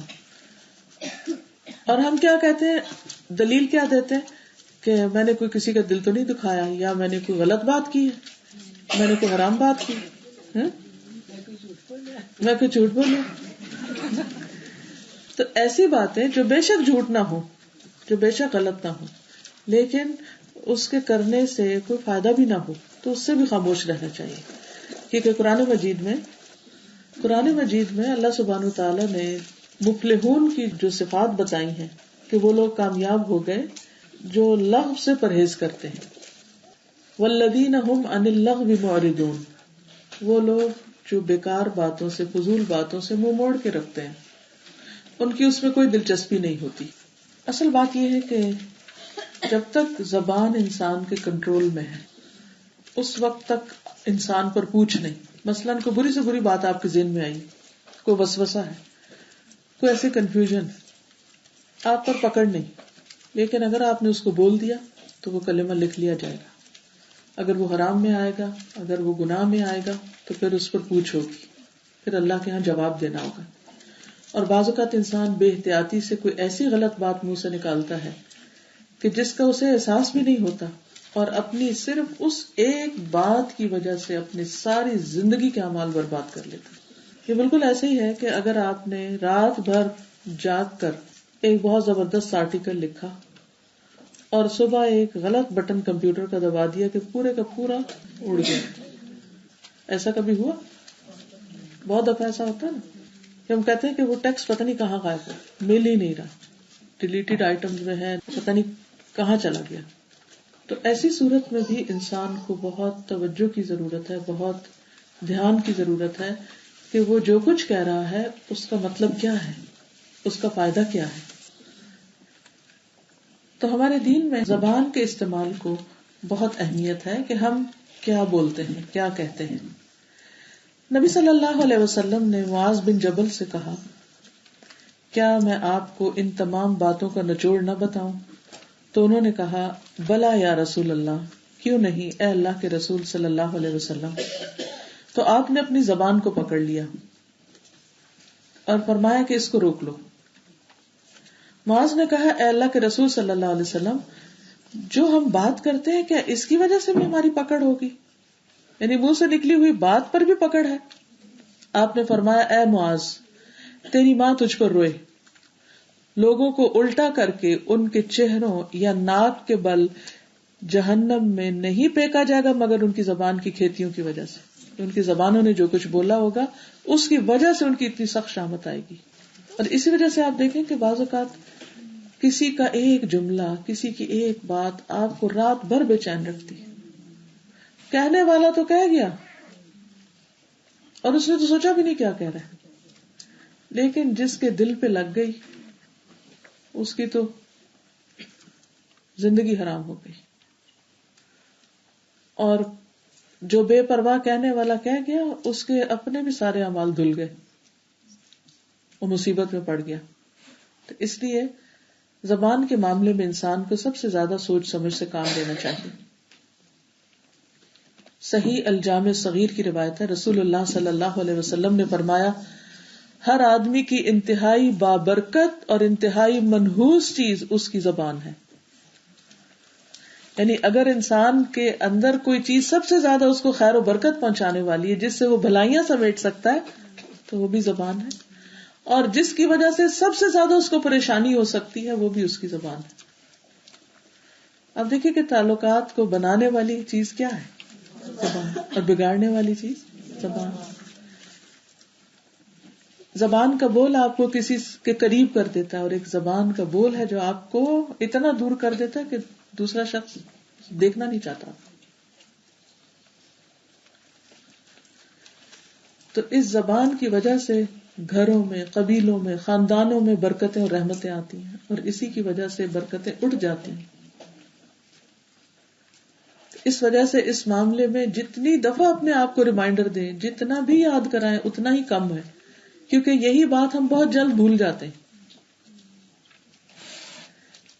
اسود بن اسرم رضی اللہ عنہ فرماتے ہیں کہ میں نے رسول اللہ صلی اللہ علیہ وسلم سے عرض کیا کہ مجھے کوئی وصیت فرمائیے، کوئی تاکید کیجیے. آپ نے فرمایا، اپنے ہاتھ کو قابو میں رکھو، یعنی ہاتھ سے کسی کو تکلیف نہ دو.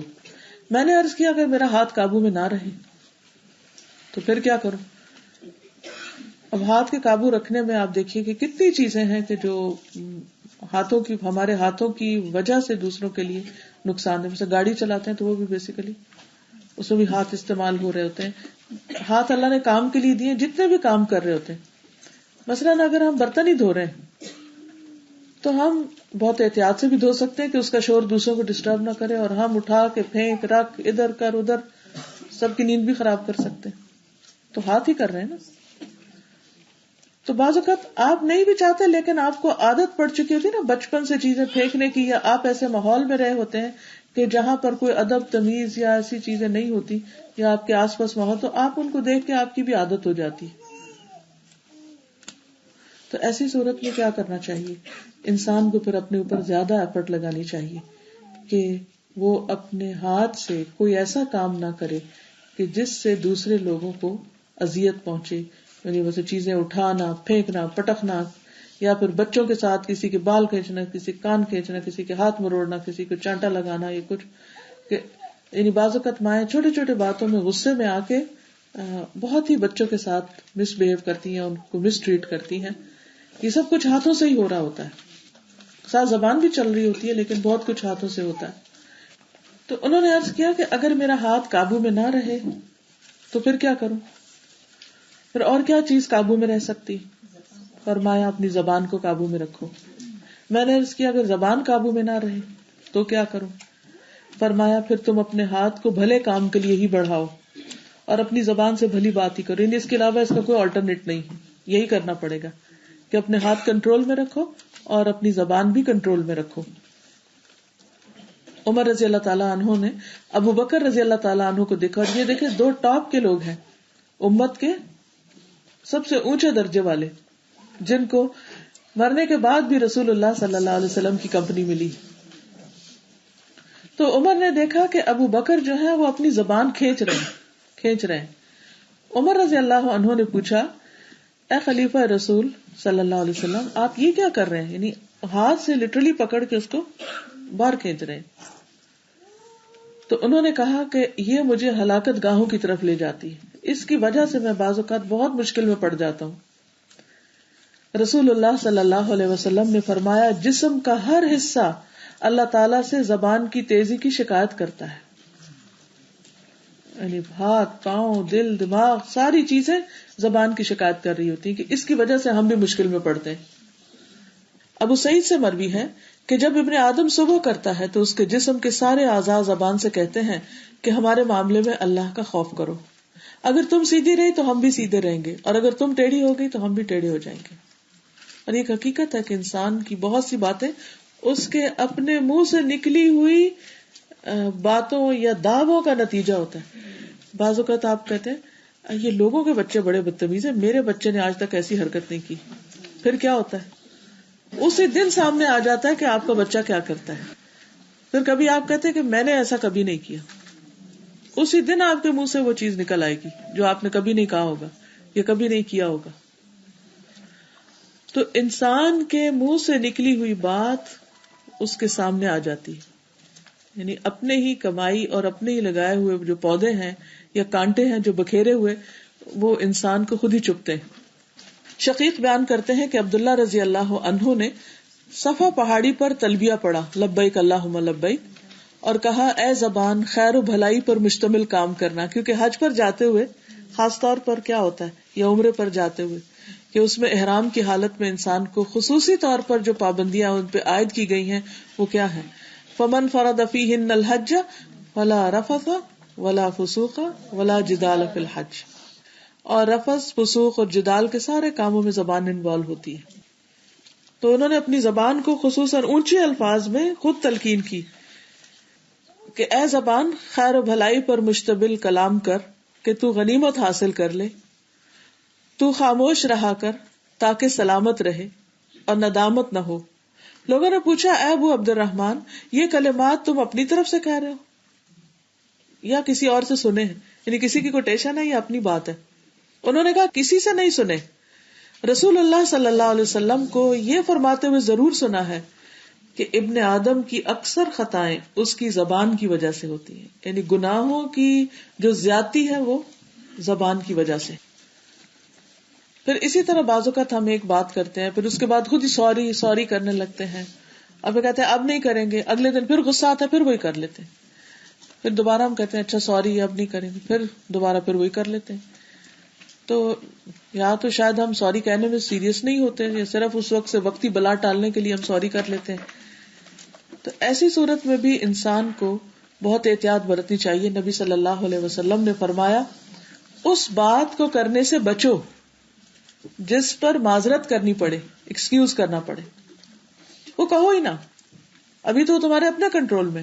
جب کہہ دو گے تو پھر اس کے بعد تم پچھتاؤ گے، پھر سوری کرو گے، پھر کسی کا دل ہوگا تو کوئی معاف کرے گا، نہیں ہوگا تو نہیں کرے گا، اور تعلقات بگڑ کے رہ جائیں گے.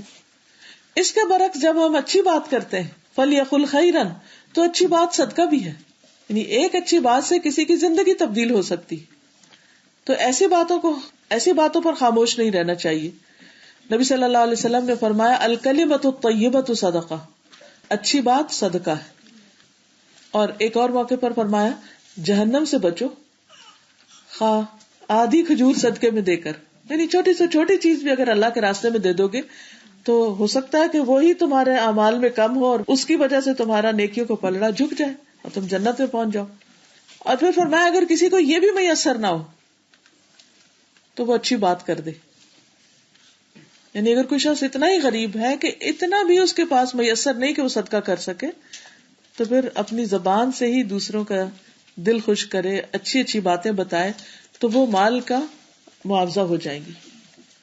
پھر اسی طرح یہ ہے کہ رسول اللہ صلی اللہ علیہ وسلم نے فرمایا کوئی شخص اللہ کو راضی کرنے والی ایک بات کرتا ہے اور وہ نہیں سمجھتا کہ اس کا اثر وہاں تک ہوگا جہاں تک وہ ہو جاتا ہے. بعض اوقات کوئی ایک اچھی بات بتاتا ہے اور بتا کے بھول جاتا ہے,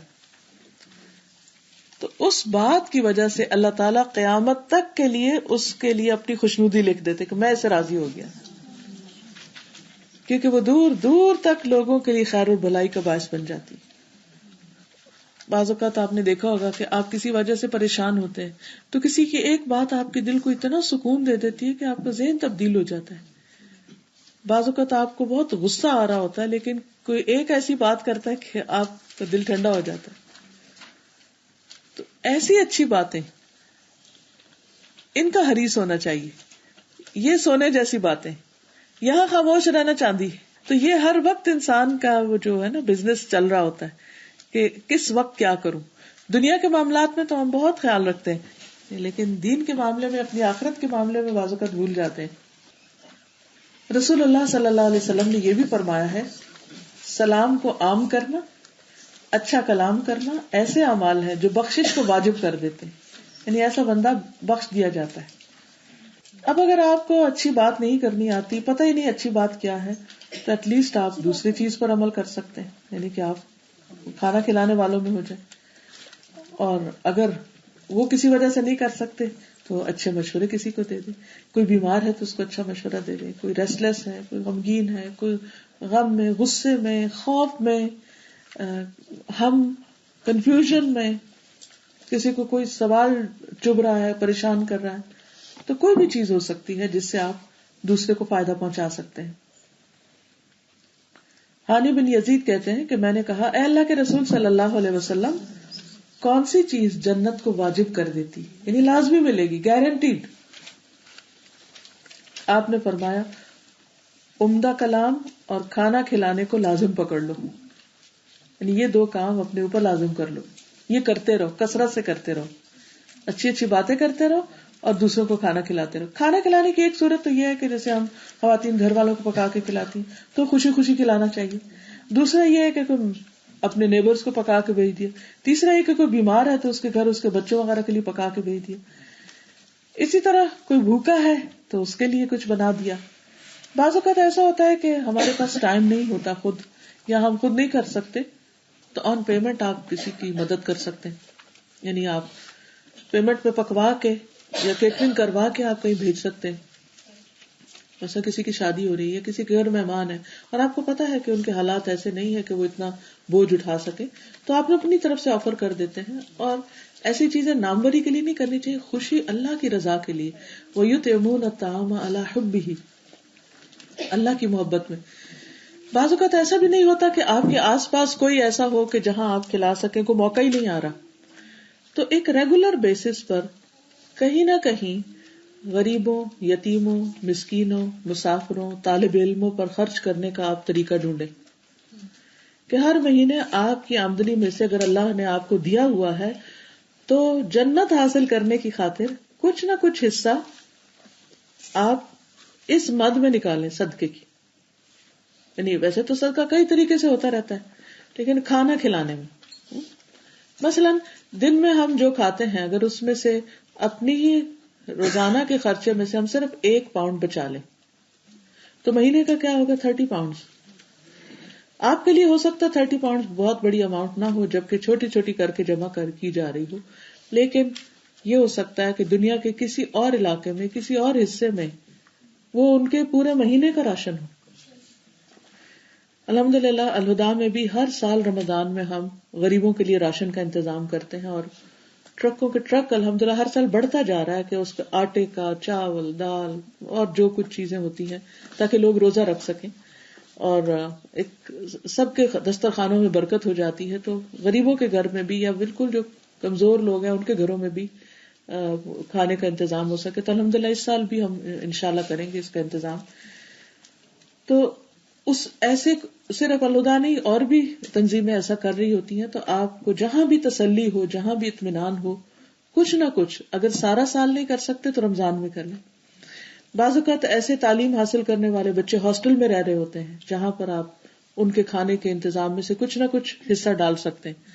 تو ہر شخص کو خود معلوم کرنے کی کوشش کرنی چاہیے کہ کہاں میں ایک ایسی چیز باندھ دوں، لگا دوں کہ مرتے دم تک وہ چیز چلتی رہے. آپ اپنی اولاد کو بھی وصیت کر سکتے ہیں. مثلاً حضرت سعد نے حضور صلی اللہ علیہ وسلم سے پوچھا کہ میری والدہ اچانک فوت ہو گئی اور وہ صدقہ کرنے کو بہت پسند کرتی تھی، تو میں ان کی طرف سے کیا صدقہ کروں؟ اگر میں کروں تو ان کو فائدہ پہنچے گا؟ تو آپ نے فرمایا ہاں، تم ان کے لیے پانی کا انتظام کرو، کیونکہ پانی کا صدقہ افضل ترین صدقوں میں سے. تو انہوں نے ایک کنواں کھدوایا اور کہا کہ یہ میری ماں کے نام. اب کنویں میں مسافر، غریب، امیر، کوئی بھی، حتیٰ کہ کوئی جانور بھی، جیسے وہ ایک بدکار عورت نے ایک کتے کو جو پانی نکال کے پلایا اپنے موزے میں مشکل سے، تو وہ اس کا پانی پلانا جو تھا وہ اس کی بخشش کا ذریعہ بن گیا. تو پانی پلانا، کھانا کھلانا، ان چیزوں میں آگے آگے. لیکن یاد رکھیے اسراف نہیں ہونا چاہیے کہیں بھی. یہ نہیں کہ صرف دکھاوے کے لیے اتنے کھانے پکا کے رکھ دے کہ وہ کوئی کھائے نہ اور پھر اٹھا کے ان کو بن میں پھینکے، تو وہ اس میں نہیں آتا. یا پھر دکھاوے یا نمود و نمائش کے لیے، یہ بھی نہیں ہونا چاہیے. تو یہ چیزیں جو ہیں، یعنی جب انہوں نے پوچھا کہ کون سی چیز جنت کو واجب کر دیتی کہ اس شخص کے لیے جنت کی ایک طرح سے گواہی ہو جاتی ہے، مہر ہو جاتی، تو آپ نے 2 چیزیں بتائیں، عمدہ کلام اور کھانا کھلانا. اس کو لازم کر لو. لازم کر لو کا مطلب کیا ہوتا ہے کہ اپنی ایک ہیبٹ بنا لو. یہ نہیں کہ کبھی جوش آیا اور ایک دفعہ سال میں کر لیا یا کبھی کبھار کر لیا. یعنی ریگولر بیسس پر کوئی ایسا طریقہ سوچو کہ یہ کام زندگی کا ایک حصہ بن جائے، شامل ہو جائے. رسول اللہ صلی اللہ علیہ وسلم نے فرمایا جس شخص کو اللہ تعالیٰ نے زبان اور شرمگاہ کی شر سے محفوظ رکھا وہ جنت میں داخل کر دیا گیا، وہ جنت میں داخل ہو گیا. نبی صلی اللہ علیہ وسلم جب مدینہ تشریف لے گئے تو پہلی بات جو آپ نے کی مدینہ والوں سے وہ کیا تھی؟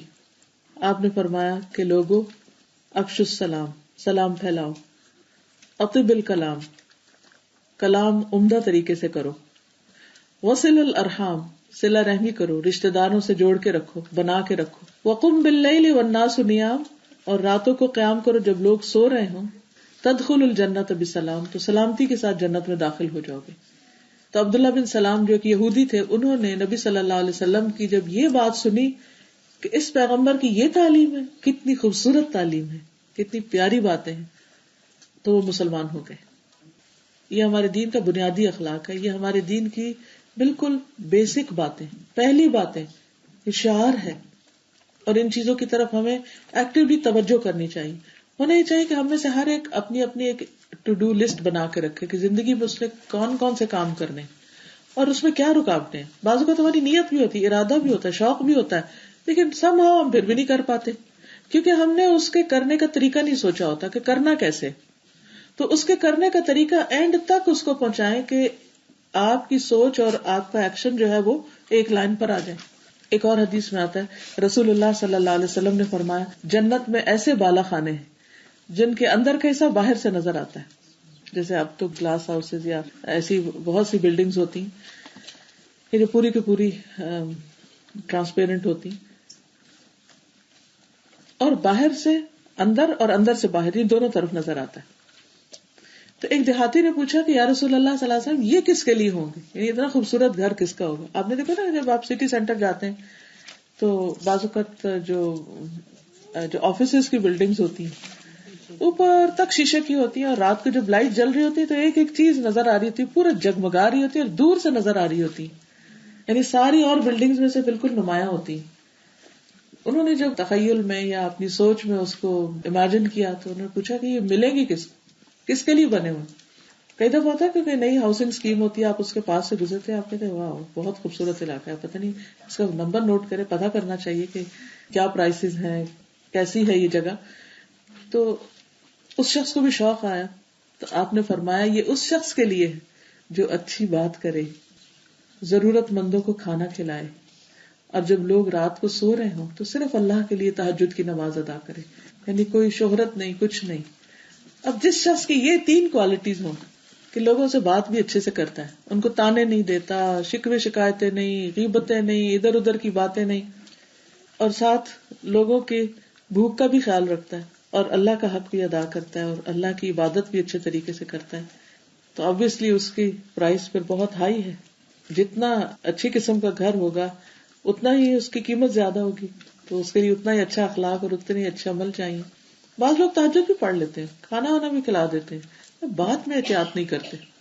باتوں میں بعض اوقات ہم جھوٹ بھی نہیں بول رہے ہوتے، ہم غیبت بھی نہیں کر رہے ہوتے، ہم کچھ بھی نہیں، کوئی بری بات نہیں ہوتی، لیکن ہم ناشکری کے کلمات بول رہے ہوتے ہیں. مثلاً کوئی شخص آپ کے پاس آتا ہے بہت اپنے مصروفیات کو چھوڑ کے، بہت سے کام چھوڑ کے، بہت سی امپورٹنٹ چیزیں چھوڑ کے، اور آپ کے ساتھ اپنا پرائم ٹائم سپینڈ کرتا ہے. جو وہ جانے لگتا ہے تو آپ بڑی بے دھیانی میں کہتے ہیں اتنا کم ٹائم دیا آپ نے ہمیں. یہ جملہ کیسا جملہ ہے؟ شکر گزاری کا.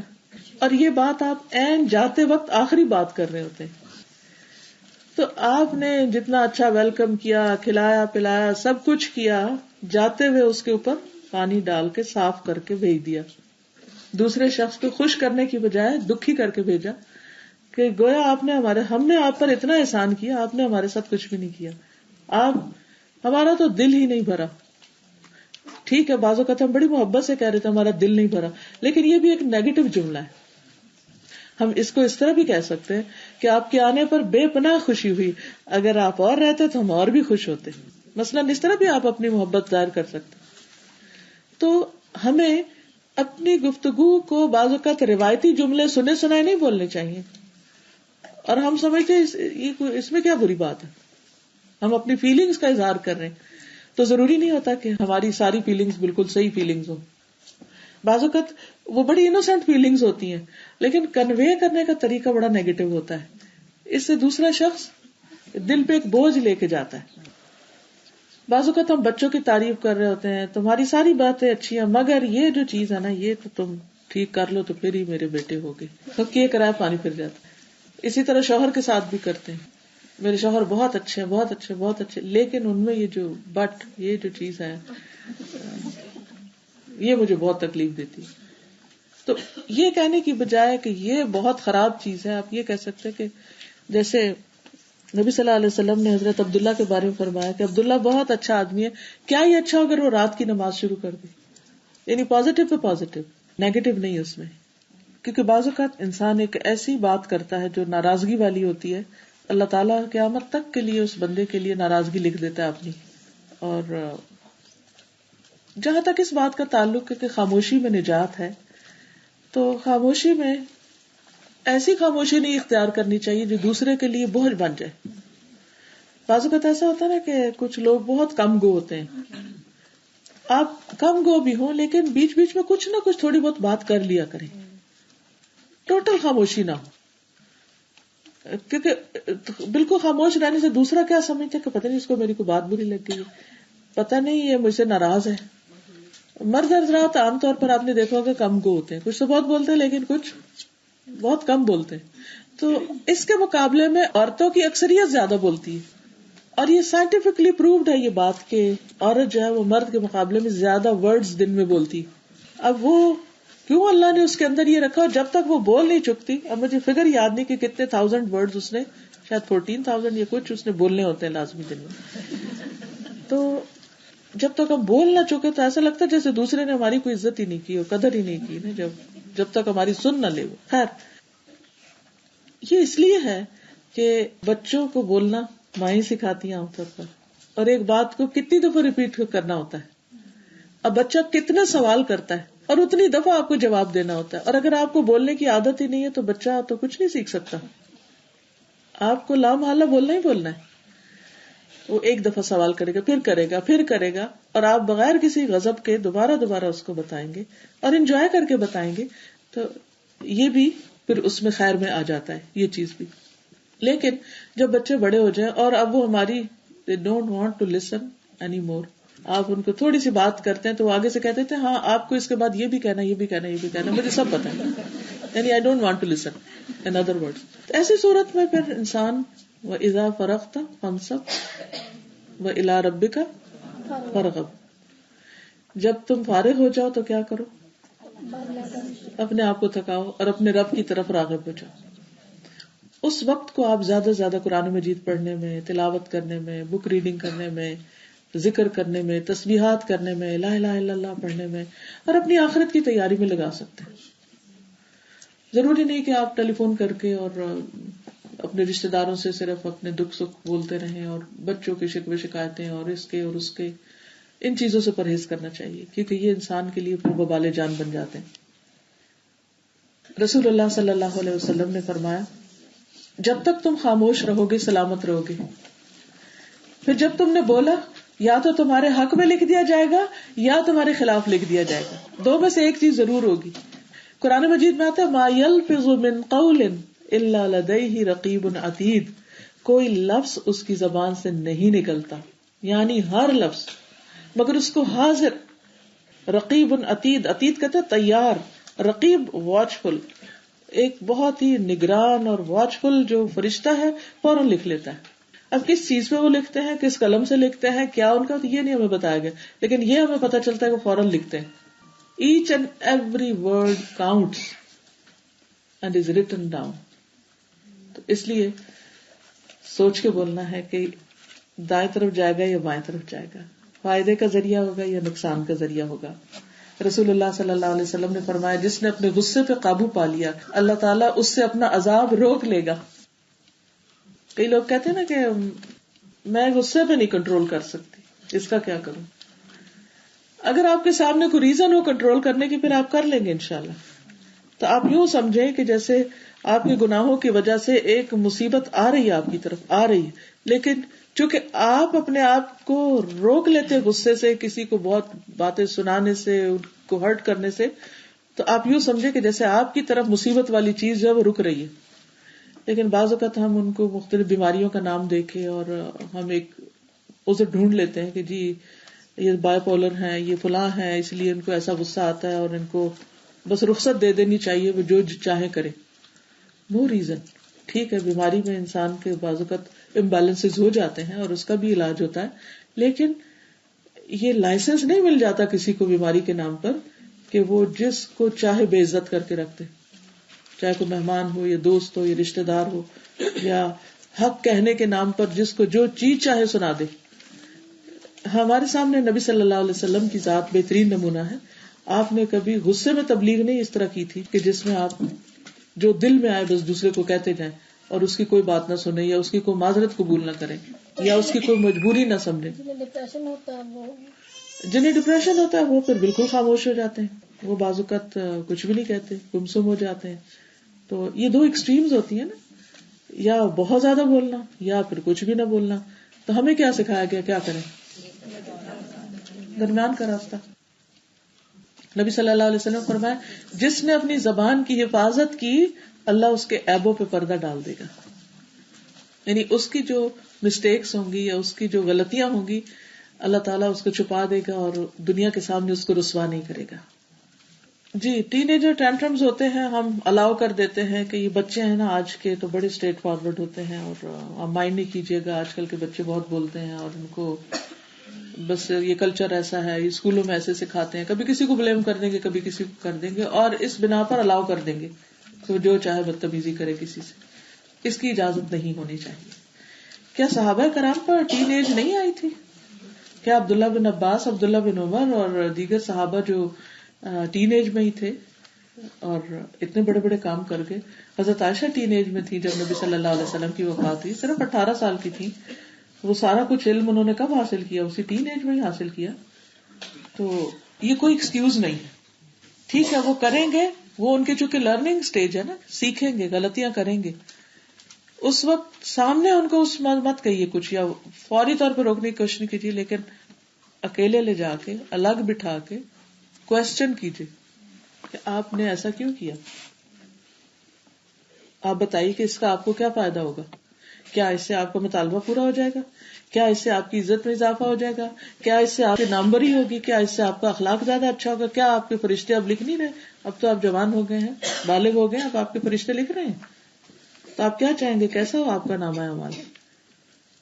نصیحتیں کرنے کی بجائے کوشچن کیجیے ان سے تاکہ وہ سوچیں، خود غور کریں، خود جواب لائیں. بعض اوقات ہم جیسا کوئی ویسے چھوڑ دیتے ہیں، اچھا ٹھیک ہے اچھا خیر ہے کوئی بات نہیں, ٹھیک ہو جائے گا, جوانی نادانی ہوتی ہے, بڑا ہوگا ٹھیک ہو جائے گا. نہیں, امر بالمعروف اور نہی عن المنکر ہم پر فرض ہے.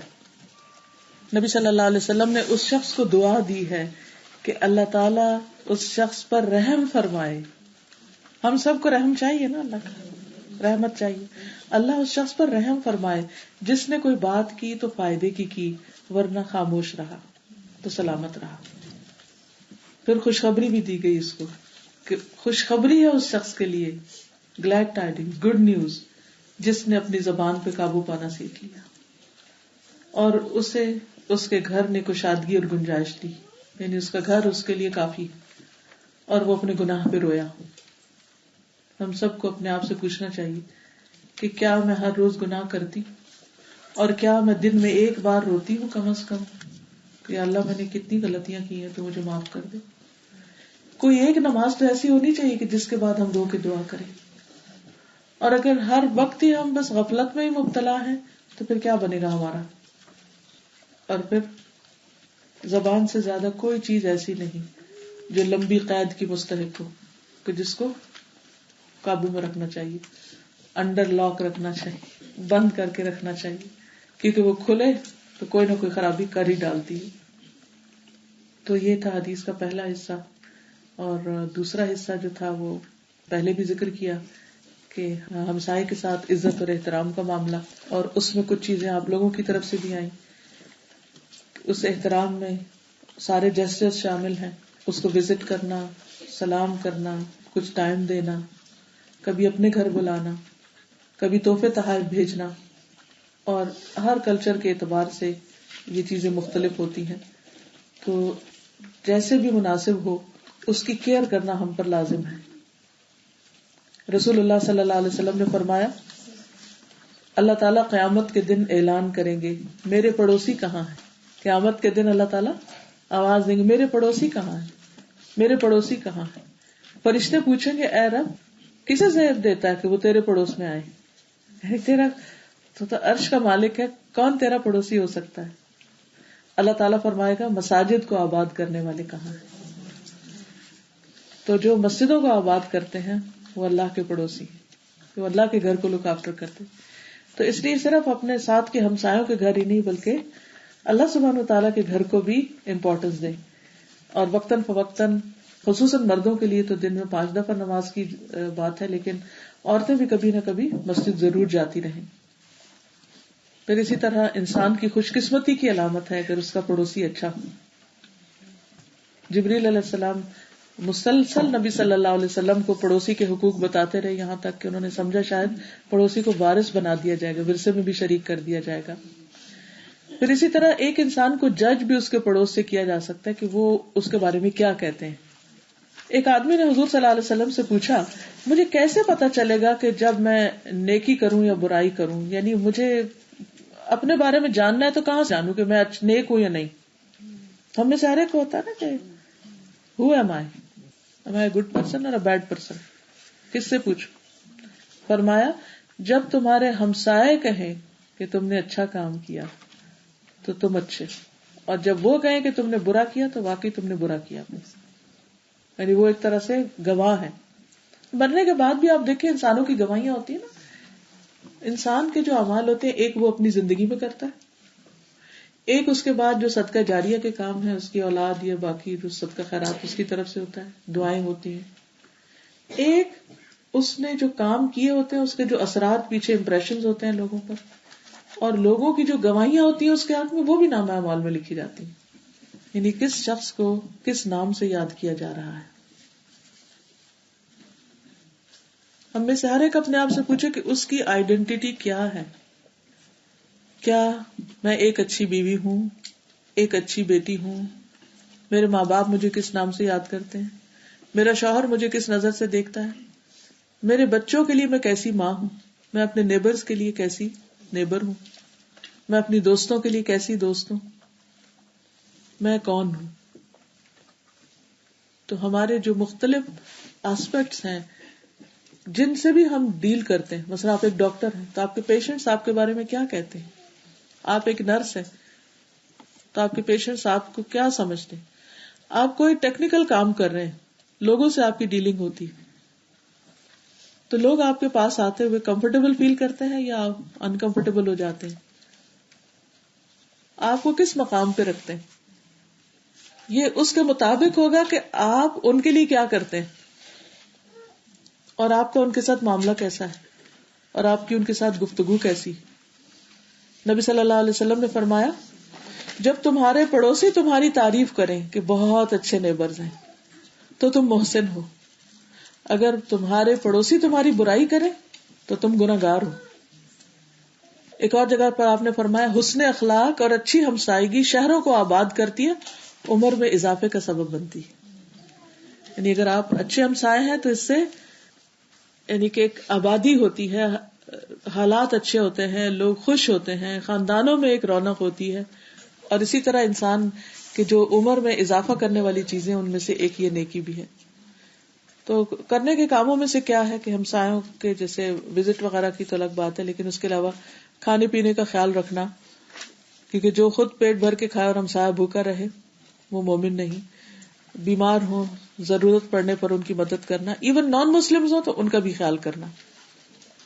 عبداللہ بن عمر کہتے ہیں کہ انہوں نے ایک بکری ذبح کی اور پھر پوچھا, کیا تم نے میرے یہودی ہمسائے کی طرف بھی کچھ بھیجا؟ کیونکہ میں نے رسول اللہ صلی اللہ علیہ وسلم سے سنا ہے, آپ فرماتے تھے کہ جبریل مجھے ہمسائے کے متعلق وصیت کرتے رہے یہاں تک کہ مجھے خیال ہو کہ وارث بنا دیں گے. تو اس میں کوئی ڈفرینشیشن نہیں کی گئی کہ ہمسایہ کون ہو, مسلم ہو یا نان مسلم ہو, کوئی بھی ہو, کیونکہ آپ اس کے ساتھ اچھا کریں گے تو وہ آپ کے ساتھ اچھا کرے گا.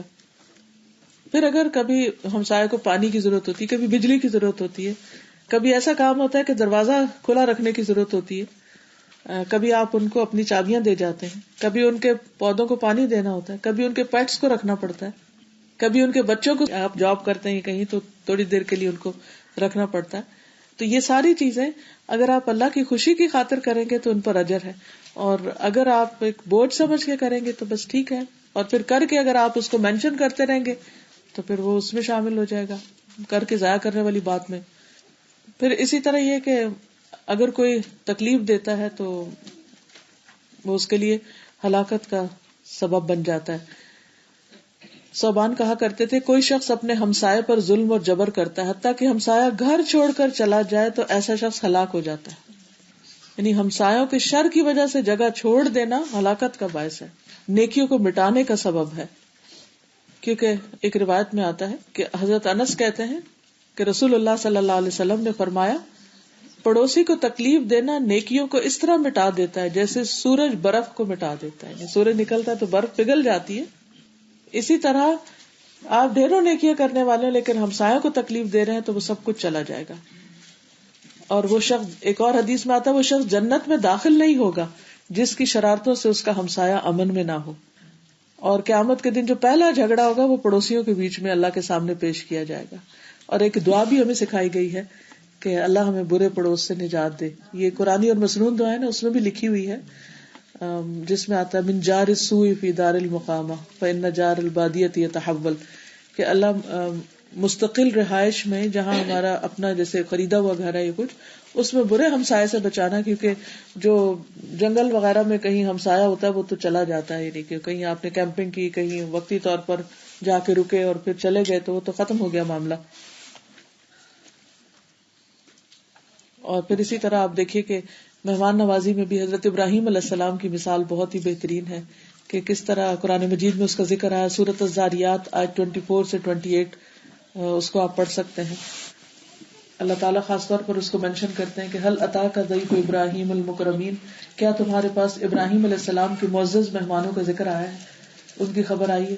وہ کون تھے معزز مہمان؟ فرشتے تھے.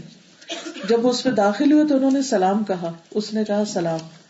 کچھ اجنبی سے لوگ ہیں, کوئی جان پہچان نہیں, چپکے سے اپنے گھر والوں کی طرف گئے اور بنا ہوا موٹا تازہ بچڑا لے آئے, شاید پہلے سے ہی تیار کر کے رکھا ہوا ہوگا. اب یہ آپ دیکھیے کہ چپکے سے گئے, یہ نہیں کہا اچھا آپ کھانا تو نہیں کھائیں گے. جی کچھ لوگ ہوتے ہیں وہ نہیں سے شروع کرتے ہیں, کھانا تو نہیں کھائیں گے, تب آپ کیا کہیں گے؟ نہیں کھائیں گے, کیونکہ آپ نے پہلے ہی نہیں کہہ دی.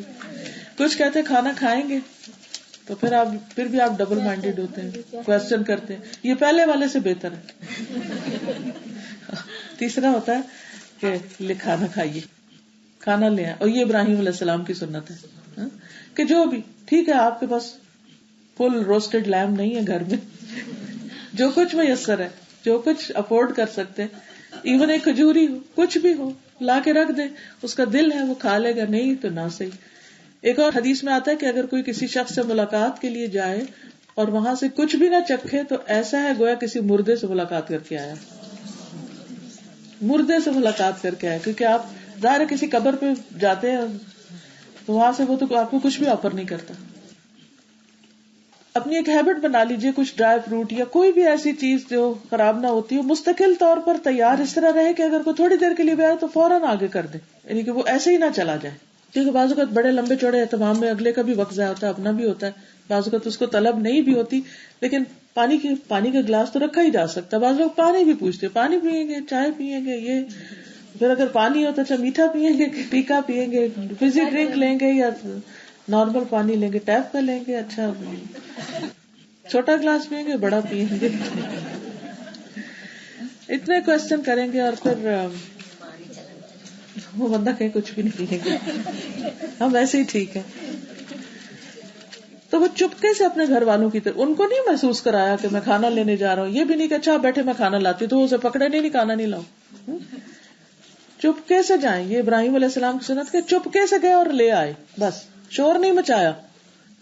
بعض وقت مہمان گھر میں آتے تو کچھ لوگ ایک ہنگامہ کھڑا کر دیتے ہیں. وہ فون آئے تو جی مہمان آئے ہوئے ہیں, کوئی بندہ آیا تو جی مہمان آئے ہوئے, کہیں گئے تو جی مہمان آئے ہوئے ہیں. ہر وقت ایک گردان پھر ہم رٹنا شروع کر دیتے ہیں اس کی. ہر کام نہ ہونے کو مہمانوں کو ذمہ دار قرار دے دیتے ہیں, یعنی کوئی کام ہم نہیں کر پاتے. تو چپکے سے گئے, بھنا ہوا موٹا تازہ بچڑا لے آئے, پھر ان کے قریب کیا, آگے کیا. کچھ لوگ رکھ کے خود کچن میں واپس چلے جاتے ہیں یا ادھر ادھر اور کسی کام میں لگ جاتے ہیں, اور مہمان بیٹھا رہتا ہے. مصنون طریقہ کیا ہے کہ اس کے آگے کیا جائے, یعنی اس کے ہاتھ کی ریچ میں لایا جائے.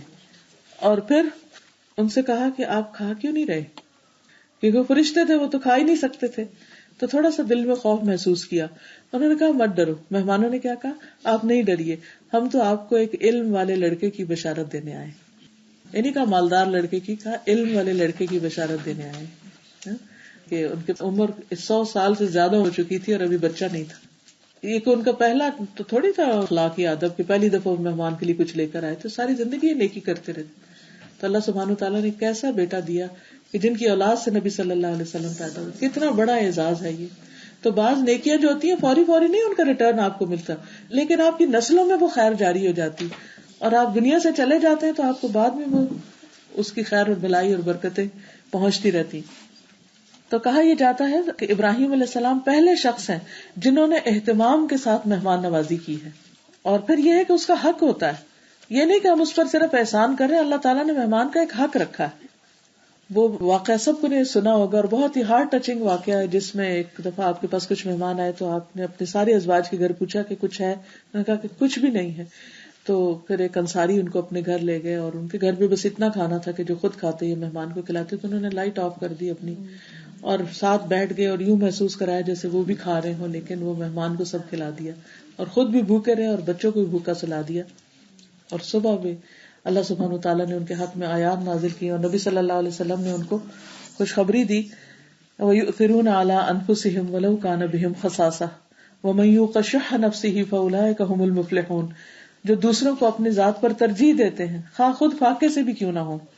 یعنی یہ انصار کی خوبی تھی. تو جو اپنی طبیعت کے بخل سے بچا لیا گیا, ایسے ہی لوگ فلاح پانے والے. پھر اسی طرح یہ کہ مہمان کے لیے اگر وہ رہ رہا ہے تو بستر وغیرہ کا اہتمام. پھر اسی طرح اگر کوئی نان مسلم بھی مہمان آیا اس کا بھی خیال رکھنا ہے. آپ کو یاد ہے کہ ایک دفعہ نبی صلی اللہ علیہ وسلم کے پاس ایک یہودی مہمان آیا, اور آپ نے اس کی ضیافت کی, اس کو دودھ پلایا, اس کو پلایا, وہ پیتا گیا تک اس کا پیٹ خراب ہو گیا, اس کا پیٹ چل گیا, بستر خراب کر کے چلا گیا. یہ مشہور واقعہ. اور اتنے میں وہ خوف ڈر سے جب نکلا تو اپنی کوئی چیز بھول گیا پیچھے. تو وہ واپس لینے کے لیے آیا تو دیکھا کہ نبی صلی اللہ علیہ وسلم اس کی غلاظت اپنے ہاتھوں سے صاف کر رہے ہیں. تو اس نے جب آپ کا یہ اخلاق دیکھا تو فوراً مسلمان ہو گیا. نبی صلی اللہ علیہ وسلم نے فرمایا اس شخص میں کوئی خیر نہیں جو مہمان نوازی نہیں کرتا. پھر اسی طرح یہ ہے کہ ایک رات کی ضیافت ہر مسلمان پہ واجب ہے. جو شخص کسی کے صحن میں اترے اس پر قرض ہے. مہمان چاہے تو وصول کرے چاہے تو چھوڑ دے. یعنی اگر کوئی خود نہیں بھی کرتا تو بھی انسان, کیونکہ اس زمانے میں اگر کوئی کسی کو مہمان نہیں رکھتا تھا تو باہر تو پھر جنگلی جانور بھی اس کو کھا جائیں, یا پھر یہ ہے کہ وہ بھوکا مر جائے, کیونکہ کہیں کچھ خرید کے کھانے کو تو ملتا نہیں تھا. اور 3 دن تک مہمانی ہوتی, یعنی کہ اپنے سے بہتر کھلانا پلانا, بہت خیال رکھنا. 3 دن کے بعد جو کچھ وہ کرے گا وہ ایک طرح سے صدقہ شمار ہوگا اور وہ نارمل گھر کے لوگوں کی طرح ہی رہ سکتا ہے. اور یہ بھی ہے کہ 3 دن سے زیادہ کسی کو تنگ بھی نہیں کرنا چاہیے اور اس کے لیے مشقت اور بوجھ نہیں بننا چاہیے, کسی کو آزمانا نہیں چاہیے اس میں. اور کسی کو مہمان نوازی کا مطلب یہ نہیں کہ اپنی استطاعت سے بڑھ کے تکلف کرے انسان, اور قرضہ لے لے کے تو بڑے بڑے کھانے پکاتا رہے یا شاپنگ کرواتا رہے اور اپنے پاس ہو کچھ نہ. بس اپنی حیثیت اور استطاعت کے مطابق عزت احترام, کیونکہ صرف مال سے مہمانی نہیں ہوتی, اکرام جو ہے وہ انداز سے اور رویے سے بھی ہوتا ہے. اور پھر یہ بھی ہے کہ ایک مہمان جو ہوتا ہے وہ سارے گھر والوں کا ہوتا ہے. یعنی بعض اوقات یہ ہوتا ہے نا کہ اگر بچے کا مہمان آ گیا تو ہم کہتے تم ہی جانو تمہارا مہمان. نہیں, تمہارا نہیں, ہم سب کا ہے. گھر میں کسی ایک شخص کا کوئی دوست رشتہ دار آ گیا تو وہ سب گھر والوں کا, ان کے سارے خاندان کا ہی ایک طرح سے مہمان بن گیا. پھر اسی طرح یہ ہے کہ تکلف جو ہے اس سے روکا گیا اسلام میں. تکلف کیا کہ انسان اپنے آپ کو اتنی تکلیف میں ڈال لے کہ پھر کھانا تو پکا رکھے لیکن پھر اس کا حال خراب ہو جائے اور وہ پاس بیٹھ کے کھا بھی نہ سکے, یا بیٹھے بھی تو اس کے چہرے پر تھکن کے آثار ہوں اور ہائے ہائے کرے کہ اب, یعنی وہ ایک جتانے والی کیفیت بن جاتی ہے. تو اس سے پرہیز کرنا چاہیے. اگر آپ زیادہ کچھ نہیں کر سکتے تو خوش اخلاقی سے اچھے طریقے سے صاف ستھرا جو بھی پیش کر سکتے ہیں اس کو پیش کر دیجیے. بعض لوگ کیا کرتے ہیں 2-3 دن پہلے کھانے پکا لیتے ہیں اور پھر بھرا ٹیبل سجا دیتے ہیں اور اس سے مہمان بیمار ہو کے چلے جاتے ہیں. تو ایسے کھانے کھلانے سے بھی بہتر ہے کہ انسان صاف ستھرا سمپل ڈش ایسی بنائے کہ جو دوسرے کی ضرورت بھی پوری کر دے لیکن اس سے دوسرے کو تکلیف نہ پہنچے. پھر اسی طرح یہ ہے کہ کھانے کے وقت بھی یا دیگر اوقات میں بھی ہلکی پھلکی بات چیت, ہلکی پھلکی دوسرے کی خیر خبر, لیکن ایسے سوال نہ کرے کہ دوسرا ضد ہو جائے. کیونکہ بعض لوگ بہت پرسنل اور پرائیویٹ قسم کے سوال کر دیتے ہیں اور مہمان کو پھر اتنی باتیں کرتے ہیں کہ وہ کھانا بھی نہیں کھا سکتا. یعنی ان ساری چیزوں سے پرہیز کرنا چاہیے. اصل میں جو کرائیٹیریا میں دے دیا گیا وہ یہ ہے کہ جو اپنے لیے پسند کرتے ہو وہی دوسرے کے لیے کرو. آپ کسی کے گھر مہمان جاؤ تو آپ کیا چاہو گے, آپ کسی کے نیبر ہو تو کیا چاہو گے, دوسرے کے ساتھ ویسا ہی معاملہ کرو.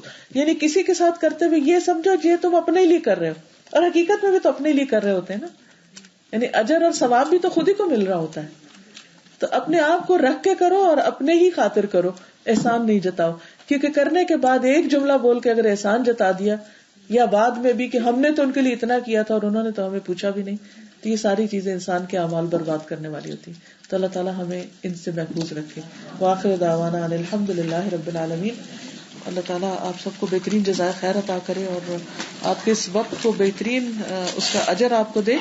بہت سے لوگ استخارے کے بارے میں کنفیوز رہتے ہیں, تو کچھ کارڈز آپ کو وہاں سے ملیں گے پورے اس کے اوپر, اور پیچھے دعا بھی لکھی ہوئی ہے جو مسنون دعا ہے اس سلسلے میں. اللہ سبحانہ وتعالیٰ سے دعا ہے کہ وہ ہماری اس مجلس میں برکت ڈالے, جو کچھ ہم نے سیکھا ہے ہمیں عمل کی توفیق عطا فرمائے, اور ہمیں آئندہ بھی نیکیوں میں زیادہ سے زیادہ آگے بڑھنے کی توفیق عطا فرمائے. اللہ تعالیٰ آپ سب کو صحت اور عافیت سے نوازے, آپ کے بچوں کو, آپ کے خاندانوں کو, آپ کے عزیزوں کو, رشتہ داروں کو, بیماروں کو, سب کو اپنی رحمت سے ڈھانپ لے اور ہمارے پچھلے سارے گناہوں کو معاف اور ہمیں ایک بہترین انسان بنا دے جیسا بننا اللہ سبحانہ وتعالیٰ کو پسند ہے. اللہ اس جگہ پر بھی خیر و برکت نازل کرے اور جن لوگوں نے اس کو بنایا ہے ان کے لیے اس کو صدقہ جاریہ بنا دے اور یہاں سے بہترین خیر کے کام ہو. ربنا تقبل منا انك انت السميع العليم وتب علينا انك انت التواب الرحيم. وصلى الله تعالى على خير خلقه محمد وعلى آله وأصحابه وأهل بيته أجمعين برحمتك يا أرحم الراحمين. إلهي آمين. سبحانك اللهم وبحمدك أشهد أن لا إله إلا أنت أستغفرك وأتوب إليك.